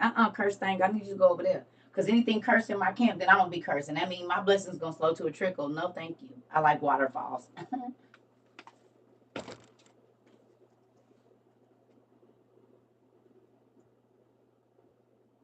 Stay on over there.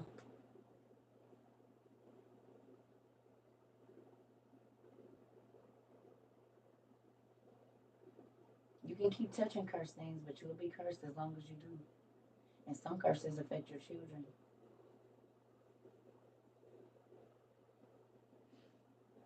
Like there's people that have tore up somebody else's home. And so now the kids don't have their mama and daddy in the same house. And then they lost a parent right after that. Now your mama and daddy ain't in the same house either. Because you didn't care how you was tearing up somebody else's, and that them kids didn't have both of their parents together and happy. And so now guess what? You got to see your mama cry because your daddy gone. Guess what? Them kids that you were sleeping with their daddy, they had to see their mama cry because their daddy was gone too. But yours ain't coming back. So your pain will never be healed. Not like that.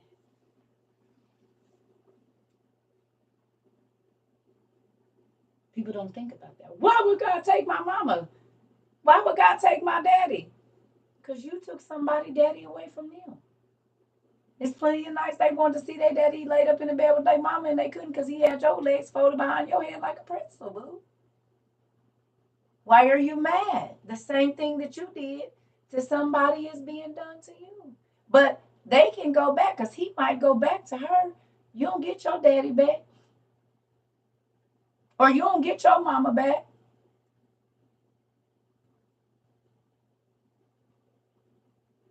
It don't matter who it come from.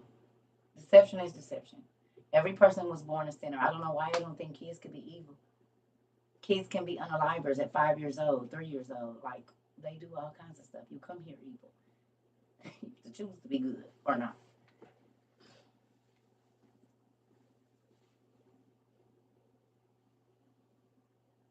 You don't care about taking nobody daddy away, mama away, any of that. Just understand that it's coming back to you multiplied. See, people don't think about that. And then that person go back and now you don't have that support system that you had and all of this. You can't go talk to your daddy or your mama and none of that. Okay, keep playing. Because God gonna make you feel what you make other people feel. Period.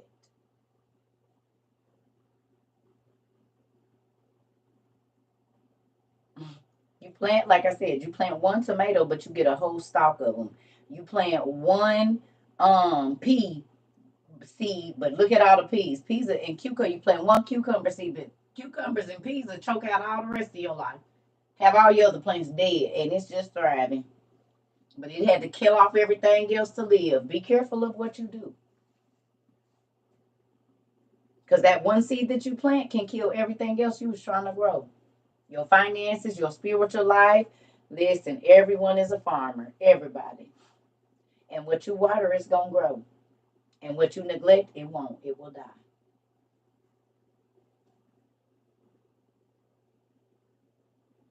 Wow. So, I love y'all. I'm about to go. But I hope and pray. Well, actually, we're going to go on and get through this. I got to pee real quick then. Give me a second. Let me go pee. I've been on here long enough, 115 minutes. Give me a second. And I mean more coffee, too. Excuse me. Give me about 4 minutes, y'all. Because we're going to finish this. Anybody got y'all got y'all gear on? Everybody head feeling okay and stuff?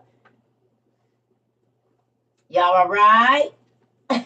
Is everybody okay? Queen. I was looking for you over here, so you on this side today. I'm a bit dizzy. Yes. You said yes. Laser surgery is nice. Hilarious. My head's throbbing. Uh-huh. You said you pierced my heart. Listen here. You said no. You all right? Okay. Who got some stuff to think about today? You said I'm shaking a little bit. Anybody got some soul searching to do again today? My neck a bit crooked, but you gonna be all right? All right, well, y'all got a few minutes. I gotta go make me some coffee and run to the restroom. So look back over what we already read, and then we're gonna get to some other stuff. Hold on.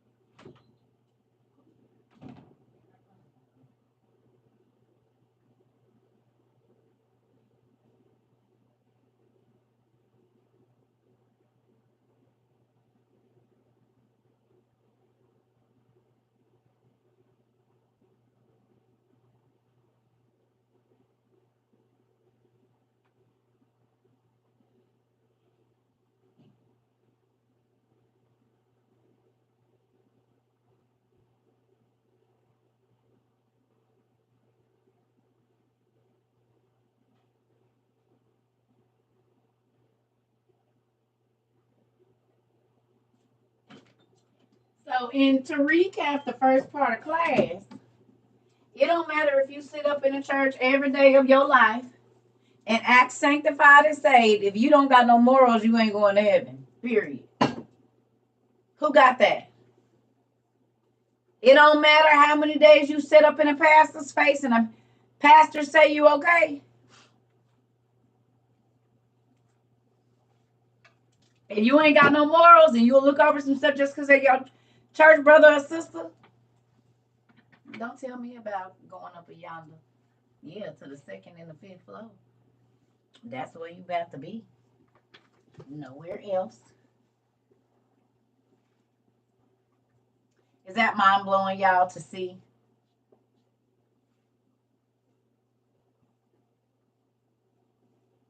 It's mind blowing to see that what we've been taught is righteousness. It's not righteousness. Excuse me. And that's why when people used to come in here talking crazy, I just shake my head. Y'all know the face. I'll be like, whatever.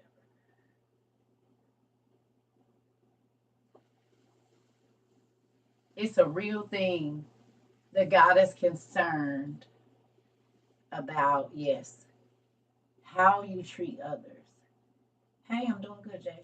How you treat others, how you conduct yourself, your thoughts that can't nobody see, your actions that can't nobody see. I'm glad to see that all the years I was called lame for not partaking in stuff God was looking out. Girl, me too. People used to say, you scary. No, God just ain't gonna let me do that. And if I do, it's gonna be hell for my life. And I don't need no more trouble. I put enough on my own self. I don't need you helping me. I ain't gonna say I didn't partake in some stuff, but I guarantee you, not all the stuff I could have. Believe. If I was just about money and prestige and being, girl, you just have no idea. But none of that stuff really meant nothing to me. Now, don't get me wrong, I like some change. But I ain't about to be just out here just doing whatever to get it. Money ain't that important to me. I don't want to go to jail. Because I need to be able to get up and make chocolate chip cookies in the middle of the night. You can't do that in them places. You got to wait till they let you out and all that. I done been before. I don't want to go back. Yeah. No, thank you. It's not a part. I don't like cold showers. I like hot bath. Right. No jail and no hill. I don't want either one of them because they're about the same. You get about the same amount of space. You remember we read that the holding for some people in hell is going to be a 4x6. God forbid they're not claustrophobic.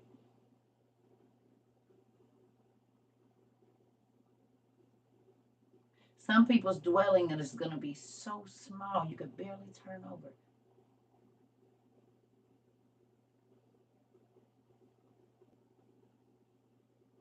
Let's not forget the beast that's going to be down there and the scary angels that's going to be there and all the other stuff. The wheel, the fiery wheel that's going to roll over your body and roll back. Come on. How did it make you feel, Miss Isabel? In jail, it's 23-hour lockdown in your country. Dang. No, I didn't. Right. I cried. I was happy. That makes me excited. Don't it make you feel good to know that you can take somebody else's pressure and pain away? Hi. All right, let's bust this last part. We made 2 hours. I'm proud of you, Pumpkin. Feels good to give, don't it? It feels real, real good to know that people is gonna be okay and to help. You know.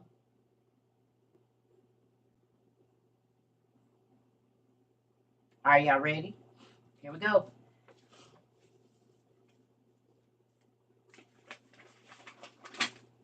We're gonna go back. It says, all right. So now that we know that the elders and reverend and deacons, by crafty and shameless duplicity, regard and judge with respect, dealing unjustly with others, trusting in deceitful statements, more destructive than leopards and wolves, and most wicked, or as many as are very arrogant and usurers.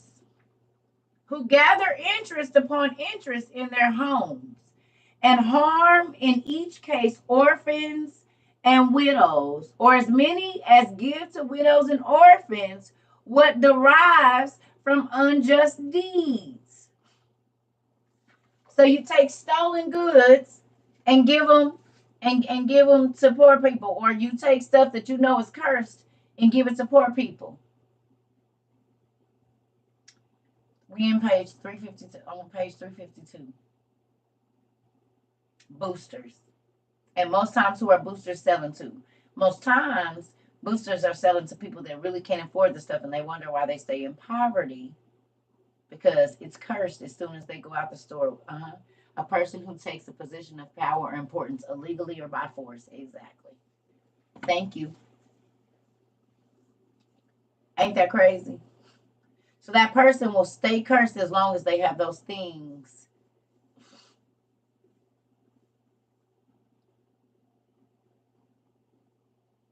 Tell me that ain't crazy.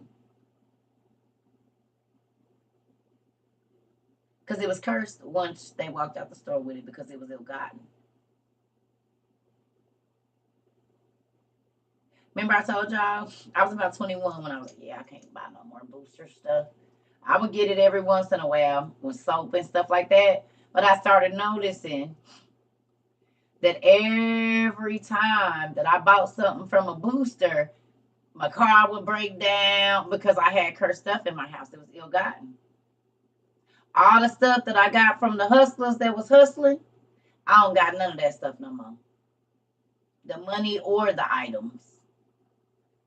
They might have bought marble tables and fits and diamonds. Maybe ain't none of that around.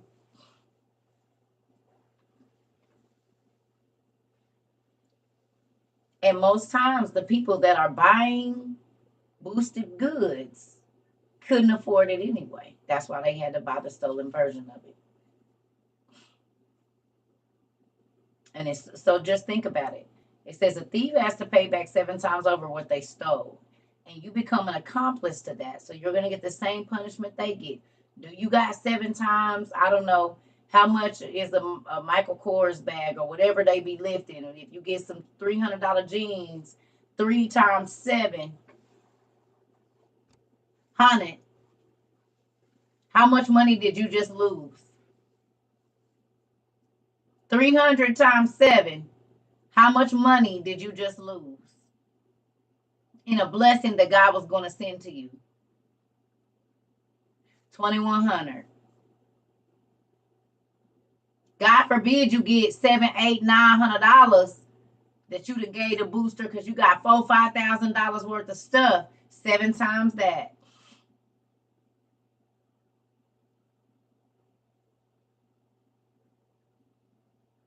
They get you a $4,000 bag.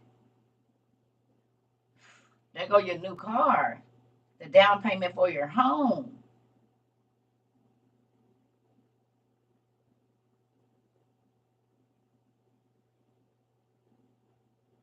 Throw it away. Yeah. You said that's about 2 of my paychecks. It's some people bought some stuff from the ill-gotten gain and lost their job, lost their car, lost their house. Yes. I can't afford it either. Now, my daddy said he'll take the spoils of other people and give them. The wealth of the wicked is laid up for the righteous. So what he will do is let them get it seized. You said I'm on my way to the garbage now. A lot of people is. They about to go home on their lunch break and throw that stuff away that the booster just brought over there. Moving on. God will let it be seized by the authorities, and then he'll send it through an auction, and you get to buy it for the low. Because he said he gonna take the wealth of the wicked. That's why it's a lot of people that live a right way, like they didn't work and they saved their money, and God let them get the mansion for pennies on the dollar. They get that brand new beautiful vehicle for pennies on the dollar, because God is always gonna bless your money if you're moral.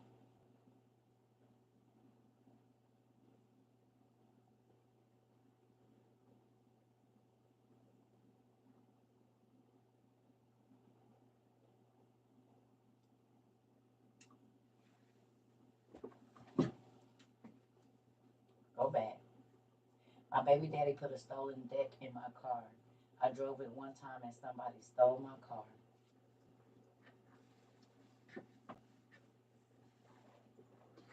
That.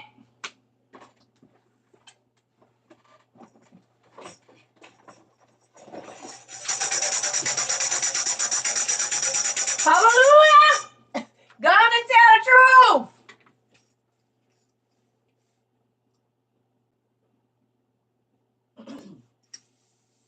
One of my family members used to have the people that used to take stuff, come to the house and bring all the soap, deodorant, lotion, and all of that, and the nigga couldn't find a job the whole time I was taking that stuff. Bills kept being in the red, and when I started saying, no, I don't want any of that, I got a job making good money doing collections. Was making good money at the club. Hate to say it. Bought some boosted stuff, and baby got fired the next day. And the dude said, I don't even know why I don't want you working here. I just don't want you working here. Get out.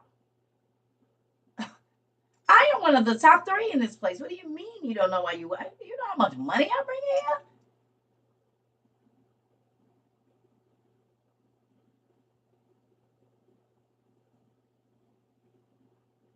We just did a whole photo shoot in the magazine and everything. I'm ready. Guy said, yep, till you bought them damn guest shorts. God dang it, I had them. They was cute too, the little shiny stuff. You know what I'm saying? I had my little heels and everything. I was cute. Got a picture of it. And think, damn, that's when I fell off at the club too. Right after that. It was right after my 21st birthday when I bought that. I bought it for the weekend of my 21st birthday. Funny. And within 3 weeks, I was getting evicted. I was getting evicted. No, they didn't even have enough money to pay my rent. It was only $625. I didn't even have it. You heard me? Couldn't get no money if I was looking for some. Listen.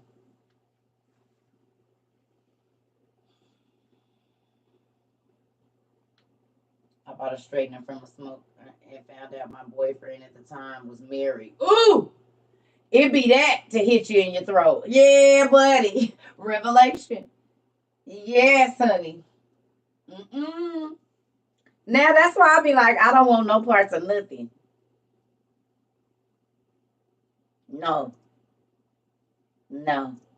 No. No. Keep it over there.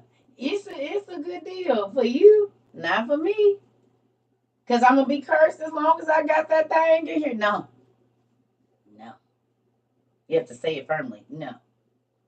And make them look like they're crazy for even asking you if you want to be in. No. Why you get no practice? No. Go in the bathroom and practice. No. You gotta make it like you scared. Like, why would you ask me to do something wrong? No. Y'all practice now. Absolutely not. You said I got some soy sauce on my butt. Offended. Please don't ask me to do that. Listen. Ooh-wee. Jesus nerding over here. I'm trying to tell you. Absolutely not.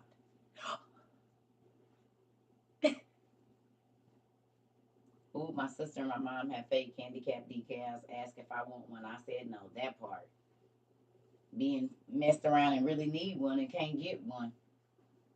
He's appalled. Exactly, Miss Berry. Why would you ask me to do that?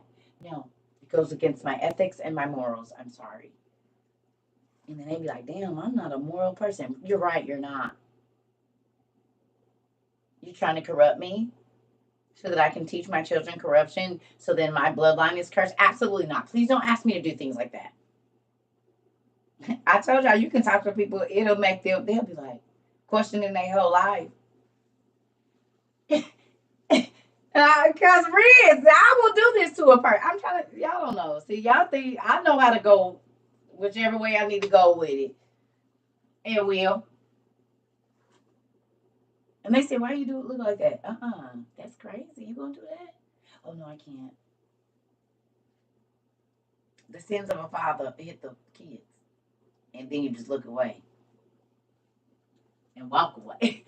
You can make a person question everything that they do in their whole life by the way you respond. Try it and see. Facial expressions tell a lot. Body language speaks loudly. You ain't gotta say nothing. You said I'm writing that one down. Look, somebody you said, excuse me? You said, do I want to stay over an hour and you're not gonna tell the boss? No. Because if that comes back on me, that could, that might cause me to lose my job, and I just got myself where I need to be. I don't want any, you guys do what you want, but no, thank you. And then they'd be like, damn, I didn't think about that because if I get caught, I could lose my job. Damn, I'm going to lose my car and I just got my car. Like, it's a way. It's a way. Cherry, I did that same thing last week. I found something that had rolled under my jacket in the car. I opened it and said, not today, and took it right back in. I told you I'll take some stuff back in the store in a minute, Sarah. And I ain't keeping this. The devil be testing you. And look, most times, as soon as you take it back, something you wasn't expecting shows up. Because those be the moments when God is testing you to see if he should give you what you're just asking for.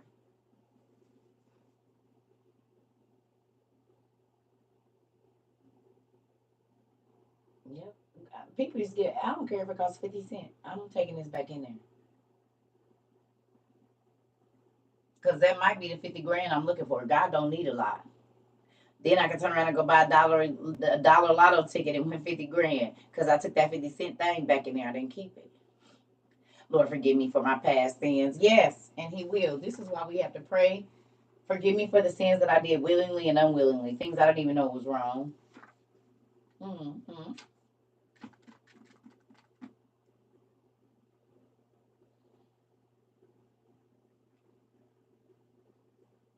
You said I'm made in God's image and he know your heart. Yep, and he said all hearts are desperately wicked. What man can know it? He know your heart is wicked. We was born with a wicked heart. You right, you sure do know them. They sinful, full of sin sick. Yeah. Mm-hmm. You sure do know it. He said the heart is deceitfully wicked. What man can know it? So you're right. You know that our hearts is wicked as hell. Uh-huh. Yeah. You spoke right when you said that. True statement. Mm-hmm. Hallelujah. Can the church say hallelujah? You sure did. Yeah. You said toes up, toe up. Listen here. Mm-hmm. I know you're not perfect. The Bible say we ain't nobody perfect but God. So yeah, nobody is. Yeah. You just keep on telling the truth. I agree. He's speaking word today and didn't even know it. If you did or didn't, I don't know. Hallelujah! Listen, trying to tell you, it is what it is. Mm-hmm. And it. Yeah. Yes. You see, why was we born with wicked hearts? Because everything that came out of Adam and Eve was born in sin and shaped in iniquity. Liars, cheats, thieves, adulterers, all of it. You said, well, pray for me, y'all. We pray for everybody here every day because we're family. And that's what we're supposed to do. And even on the days we forget, God does know our hearts and know that we genuinely meant to pray for whoever we did. Now, let's get to this 352 because I'm about to get off of here. Is we ready? 352, book 1, sibling oracles, top of the page. Let's go. Who gather interest upon interest in their homes and harm, in each case, orphans and widows, or as many give to widows and orphans what derives from unjust deeds, and as many as make reproach when they give from the fruit of their own labors. I worked hard for this. I ain't giving you nothing. I already gave you some. It's a shame that I got to give you something and you can't. I'm not giving them nothing. I work hard for my money. They could get up and do something if they wanted to. They just don't want to.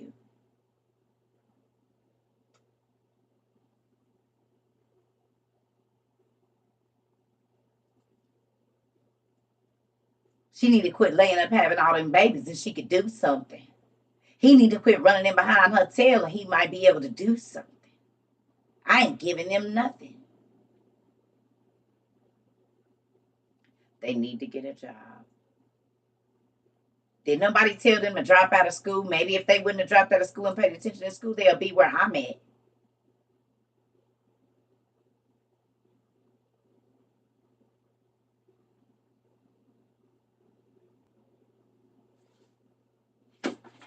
Let me just keep reading. Never mind. Hello, hello, hello. Is anyone out there? Out there, out there. Bruh, I watched Acrimony yesterday. I don't think I've seen it. Hello, hello, hello, hello. Anyone there? Everybody sleep, huh? The folks that went into the caves.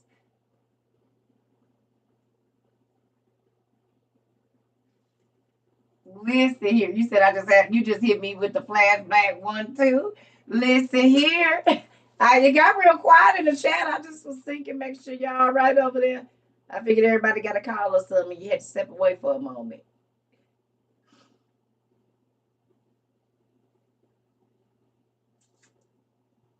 Yeah, all right. You okay? Okay, all right.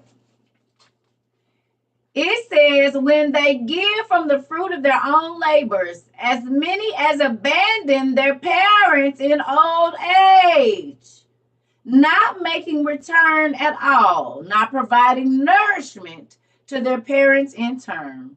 Also, as many as disobeyed or answered back an unruly word to their parents. Circa, you should not have been cussing your mama out. They say don't provoke your children. That's talking to me that's beating up on my head. Because I used to cuss my mama out. It got to the point though where I couldn't talk to her. So then you just gonna keep on doing crazy stuff. Lord forgive me. That's a circle moment. I just got punched in the stomach. But I don't talk to her like that now. Like I learned my lesson. But my mama did. Boy, honey. Look at the time, right, Queen? Look at the time. It's time to go. Huh? Huh? Somebody called me out of this class. Oh, you the teacher? You can't leave. You the damn teacher. You can't run away. If they feel like it's disrespectful, I just block my daddy number. Yeah, I block him now so I don't be disrespectful. I do. I had to find a way to not be disrespectful, and if that means I can't talk to you for a year, I can't talk to you.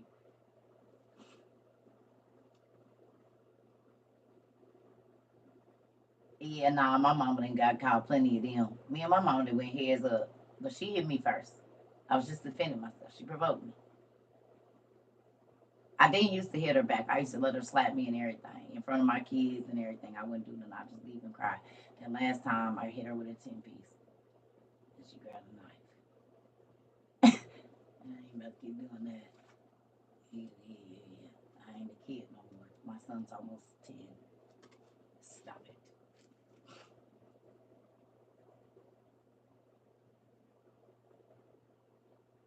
My mama too, and that's why I had to, yeah, yeah. She hit me first, for real. She swung on me. What I'm gonna do? Sit there and let you keep punching me? I'm about to like. That's why I don't play fight with my kids and stuff. That's why I don't do that. Now me and my kids done had our moments, but now that they're parents, I can't check you in front of your child. Mine is straight drag me. Yeah. Uh-huh. Oh yeah, I don't fool with her no more, Miss Allen. I mean, not like that. Like I don't put myself in situations to where I have to depend on her or need her for anything because she's already showed me what she would do. And it's sad because it's just a lot of parents is like that. You know what I mean? They want to be able to control your life so they can take it up or down. And God showed me I need to be in control of your life. You keep trying to put a person in control of your life, and I need to be in control. And once God took control of my life, I didn't like all of that I had from my mom, and melted because I realized she just needs help in a lot of different areas, like everybody else. She hasn't let go of a lot of things. There's a lot of the things she's held on to, and they've changed her. You know what I'm saying? And that's it will do you the same way. If you don't let stuff go, you become a bitter and just dark person all around. And that's why I let my kids live their life. I don't try to control them. Y'all see, they be calling me like, Mom, we've been calling you. I know. I just didn't want to answer. I don't want to talk about it. I ain't being mean or nothing. I'll get back to you when I get to you. Live your life, baby, and ask God because I don't have all the answers. I don't know. I give you what I know. But other than that, you might want to talk to your dad about it.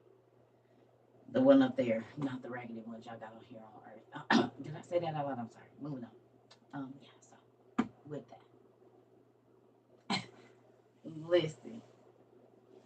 I can't help you. I don't know. And I tell my kids, I don't know. You better get in your devotional and ask God. He'll help you understand. Cause yeah, yeah. I don't know. I can't help you. I don't want to. But my kids will tell you, I have not ever tried to control their life. Go do what you're gonna do, cause then I can come back and teach you about what not to do.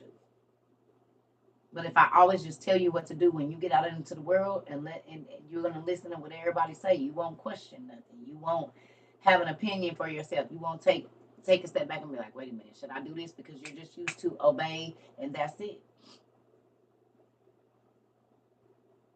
That's why you can't do your kids like that. Don't make the decisions for them. You have to teach them how to make decisions. And part of making decisions is making the wrong ones. But you would rather them make them when they're young and not act perfect because when they get old and out of your house or something happened to you, they're going to be lost in this world. They're going to be lost. They're not going to know how to make good decisions. And because you didn't let them, then other people will be able to overpower what they say. And so then they'll just be in all kinds of stuff. They won't be able to protect themselves out here in this world against predators. So stop overpowering your children and allow them to make the wrong decisions while they're still under your roof and still listening to you. But if you browbeat them about always making the wrong decision, well, evidently you didn't do your job. They kids, you still making bad decisions. What's your damn excuse? You got 3 decades, 4 decades, 5, 6 decades, and you still can't make good decisions. I know you ain't coming for them. They ain't even been here a whole 20 years yet. I'll be happy when you start listening. God said, dang, me too. I'll be happy when you start listening because you got them by 5 decades and still making the same stupid mistakes. So then, when you gonna listen? Because I've been here waiting a long time and I done gave you all the damn answers. Put stumbling blocks in your way and everything. You still ain't done it.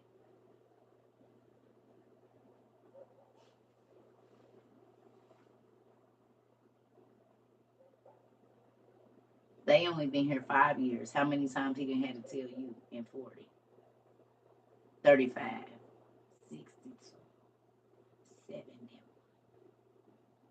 And you have the nerve.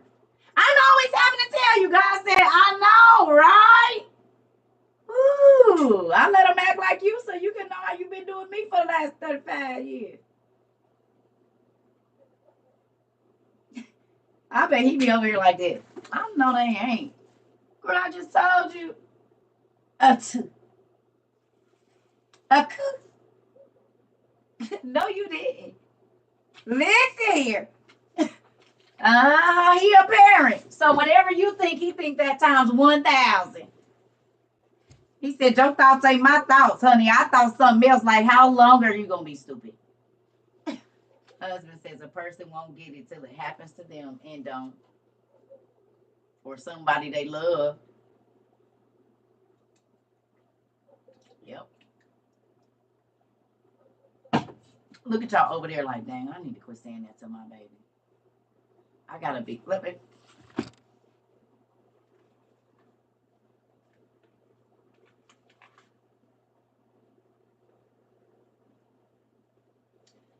We've been talking about the seeds you sow. Y'all just see me open it. Y'all want me to read what's on here? Thank you, Jamar. Y'all want me to read what's on here?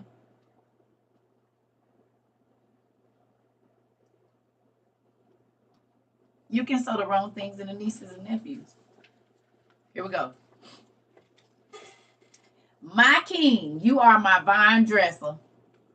Vine dresser. Lord, I'm so grateful to be eternally connected to you. I know that apart from you, I can't do anything that really matters. So please show me how to stay connected to you. Help me to let you be the gardener of my life. Sometimes when you prune me, what does it mean to prune?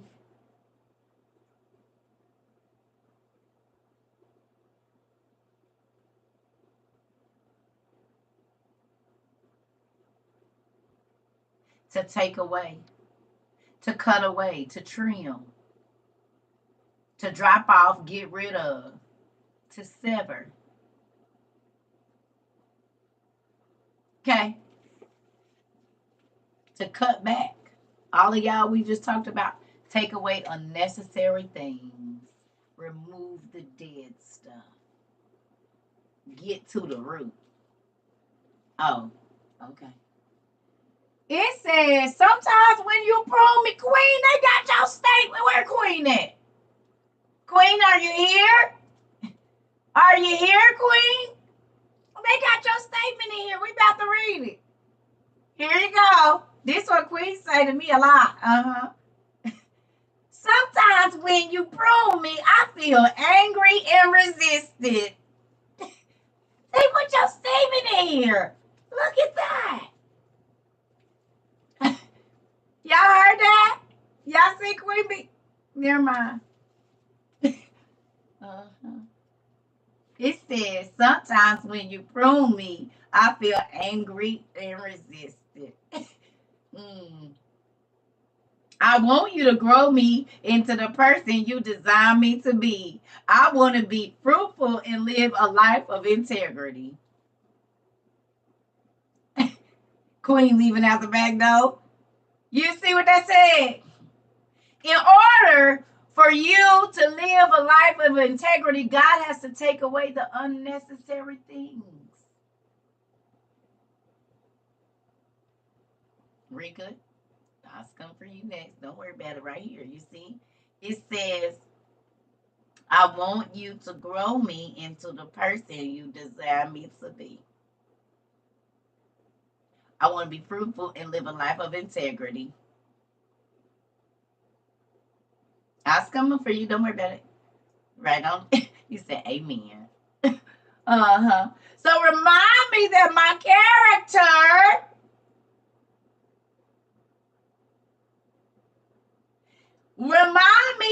character is more important than my comfort.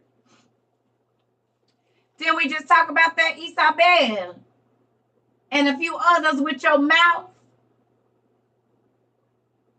Because comfort would have let you say and do whatever you wanted to do. But God was trying to change your character. In the beginning of this class, we talked about how God has changed your character. How he cut away things. And y'all see me just pick this. It wasn't because they was under the coloring book. Let's go back. Help me to let you be the gardener of my life. Sometimes when you take stuff away from me, I feel angry and resistant. CERCA going through something right now. I want you to grow me into the person you designed me to be. I don't want you to be like everybody else. I want to be fruitful and live a life of integrity. What are we talking about? A moral life. I said you can go to church a million days, but how many souls you really brought to Christ? Not to church, to Christ.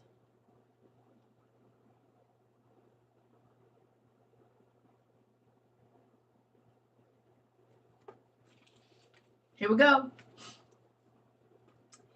And that is why I stay true to you. And let your love, keyword, and let your love go down deep into the soil of my soul and continue to grow me into the woman or man I long to become, a true daughter or son of the King. Your daughter or son, in Jesus' name, amen. Love your prince or princess who wants to bear fruit for your kingdom. I am the true vine, and my Father is the vine dresser. He cleanses, and repeatedly prunes every branch that continues to bear fruit, to make it bear more and richer and more excellent fruit. You was good before, but it's some things I need to take out. It's some things I need. It's called prayers to my King.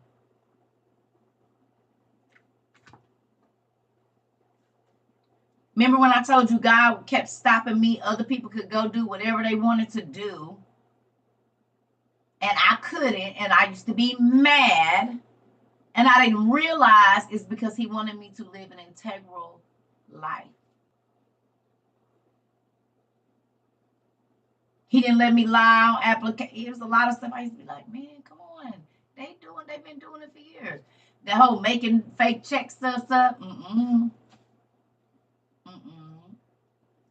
He didn't let me do none of it. I couldn't take parts in none of it. Now, I'm not saying there aren't things that I've done, but it was a lot of stuff he did not let me do. There was a lot of stuff I was going to run head first and javelin into that beat. You said you don't want me to have it? Okay. Don't worry about it.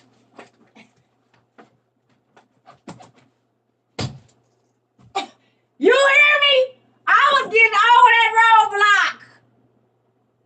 Nigga, I'm running full speed. Ha! Yee! Over the stumbling block. Nigga, I said my nigga over there. The situation that CERCA need to be a part of. You understand? You said you built this wall. Well, let me see. Where my hooks at? Start wrapping up. Clamping my stuff on. All right.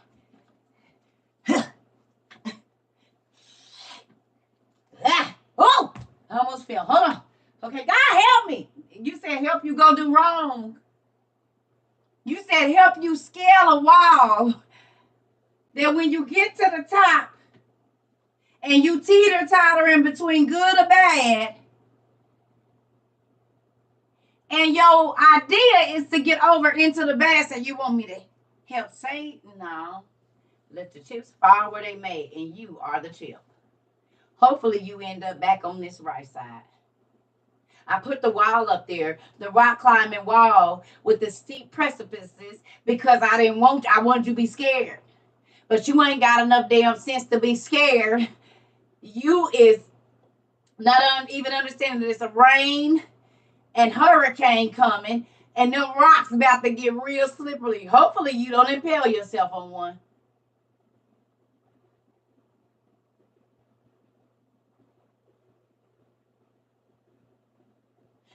Since you know so much,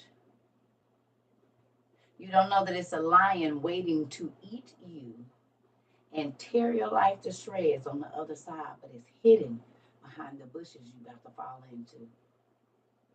You about to come face to face with an anaconda or a boa that plans to suck all the air, squeeze all of the life out of you. But you gonna rock climb and you gonna get up there. You don't know that it is a deep, deep, dark body of water that you can't navigate through because it ain't no light over there.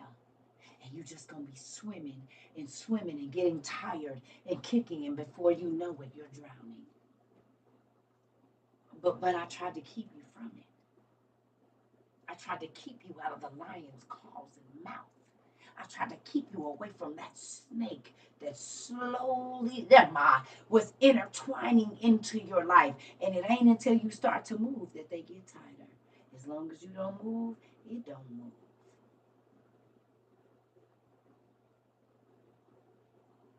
But the moment that you try to get out of it, it starts to restrict. And now you can't go nowhere. And now you can barely move side to side. And now you're not sleeping. And now your finances is messed up and your children is out of whack in your house and ain't no peace in there. And it ain't nothing but arguing because that snake slowly slithered in. And oh no, it didn't put no boundaries or restrictions on you until you start trying to get away. And then you start feeling like you couldn't breathe. And you can't see because you're not getting enough life, oxygen in your life, which is the word, and God pruning you because you didn't want to be cut off. But now you're being restricted so much so that you don't even know if you're going to get out. And if God doesn't come and chop the head off that snake, guess what?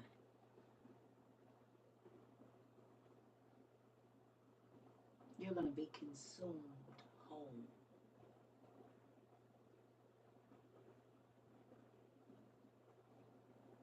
Keep playing. The devil got a trap for you. And he keeps telling you,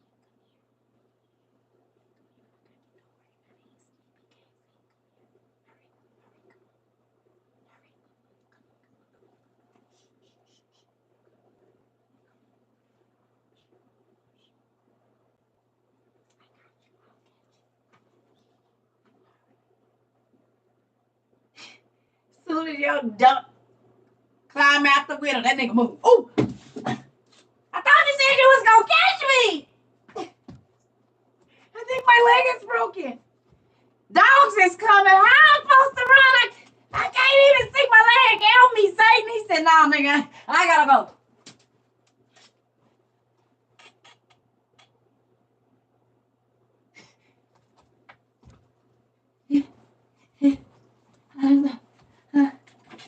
Maybe I can hide behind here. Get down now! Down!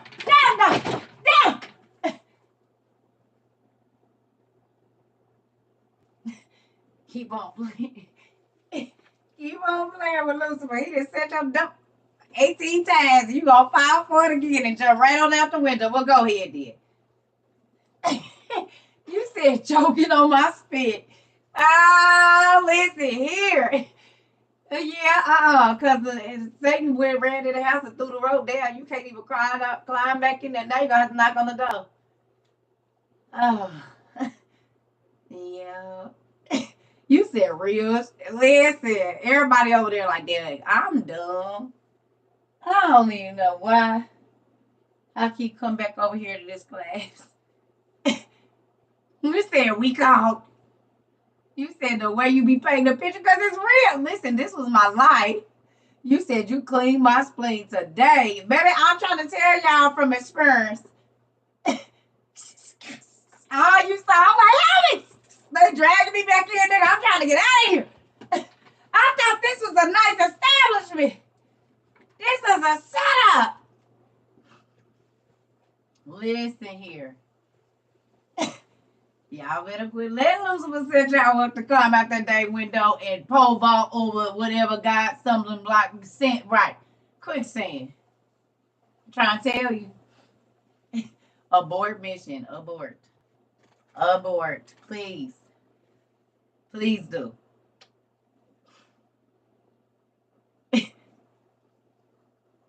Where is it? Where is it? I done knocked it down. I put it somewhere else. It's over here. Let me see where it is.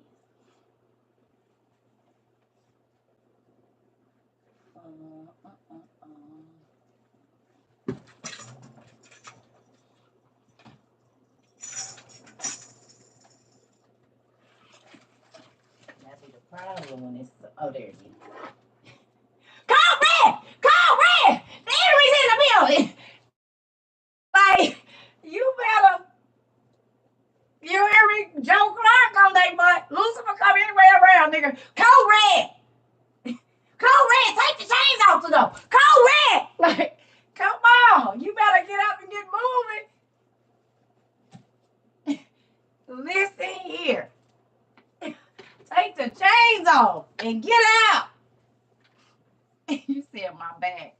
Trying to tell y'all be playing, but this I be hearing the Bible in my mind now. Oh, shoot. I'm trying to tell y'all, you better come on.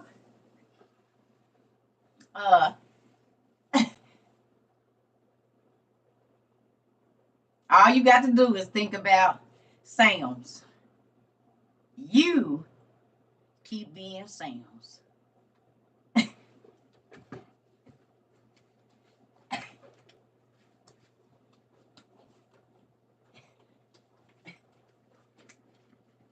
Jump!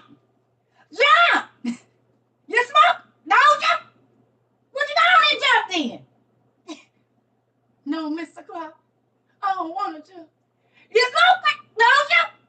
We're going to jump. Not fast. Why are you killing yourself slow? Like literally. Listen, y'all, it sounds. Won't be no fairy side for you.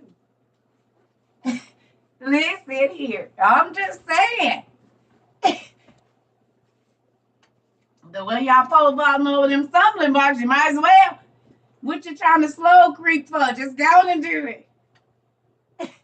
You said, listen here. Just go and do it. Listen here. Listen here.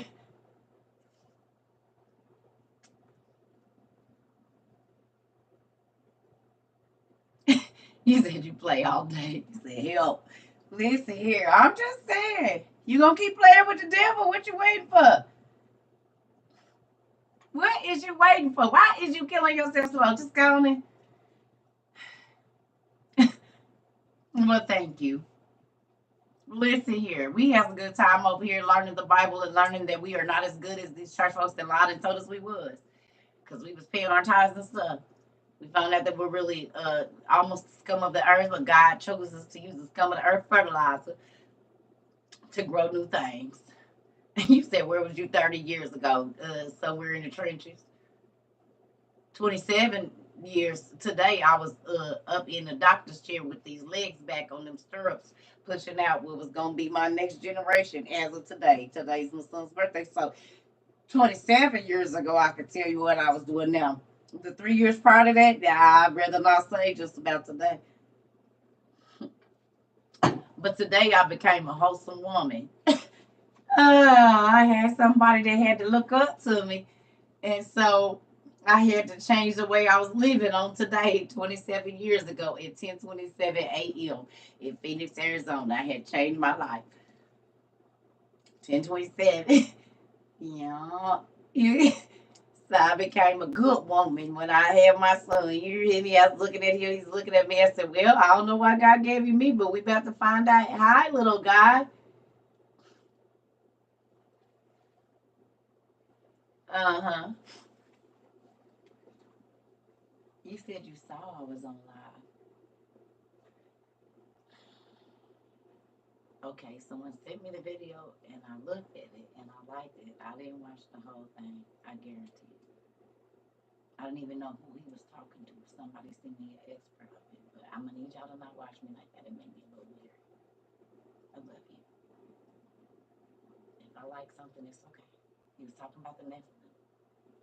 I didn't see the whole video, so about 1 minute of it. That's all. And you see, I didn't comment. I like a lot of people's stuff.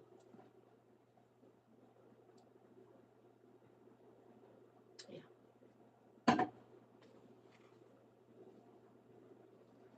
Listen. With that, who learned something about themselves today? Hopefully you do every day.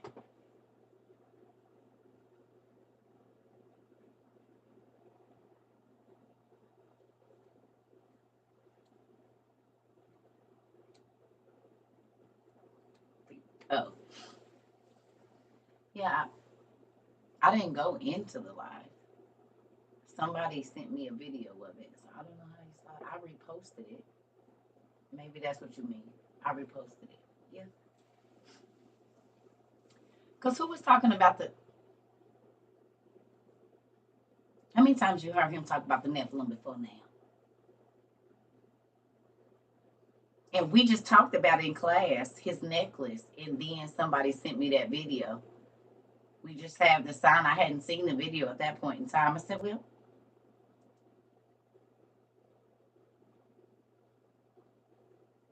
y'all still think they don't be over here? Y'all still think they don't be over here? Right.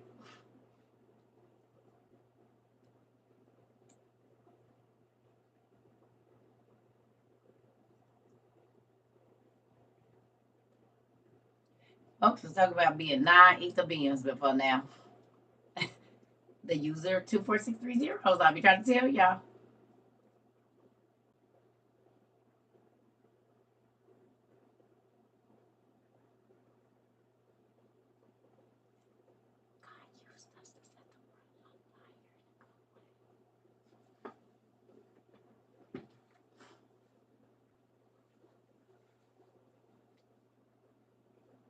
We bust the world's head and did.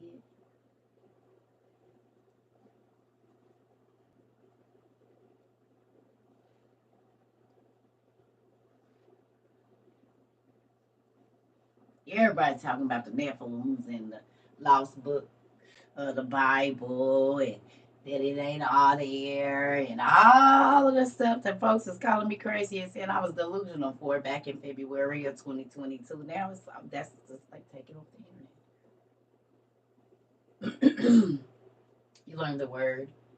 You learned and heard the word Nephilim from Xenosaga 1, 2, and 3, the video game. Okay, you might be one of those people. Most people didn't know what a Nephilim was, and they had read it in the Bible a million times and still never went and looked it up. Is what I'm saying. But we've been only, in all that we talked about in our first 6 months of being on here is now like all of the internet's taking over. My dad is real big. A real big. Yes, I know y'all see our imprint over there. It's over there. It's over there everywhere. Enoch and Jasher. Come on, y'all. Folks was arguing about was God real before.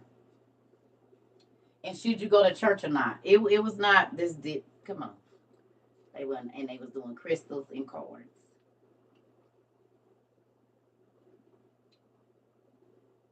That's why you can't be scared to walk in whatever God tells you, because it's people that need to hear it. And when you a fake church person or you a fake person, period, then the folks that need to hear what you got to say, their questions can't be answered because you fake.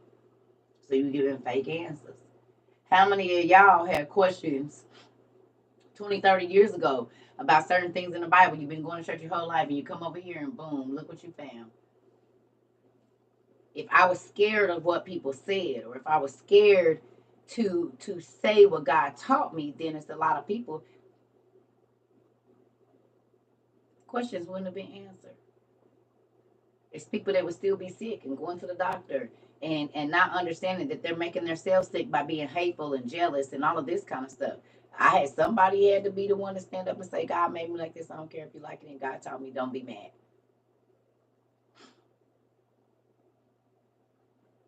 Still waiting for some answers from religious people. You know they ain't coming because they don't know.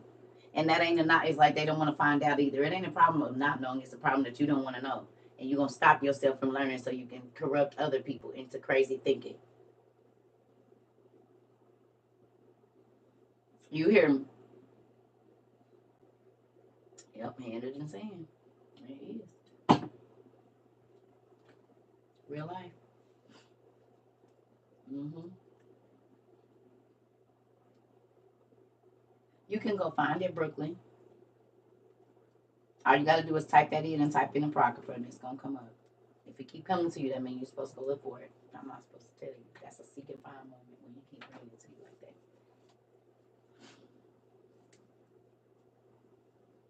Seek and you shall find. You can type that into the internet, and it's going to come up. I ask about the all-seeing eye. They ask me what it means to me.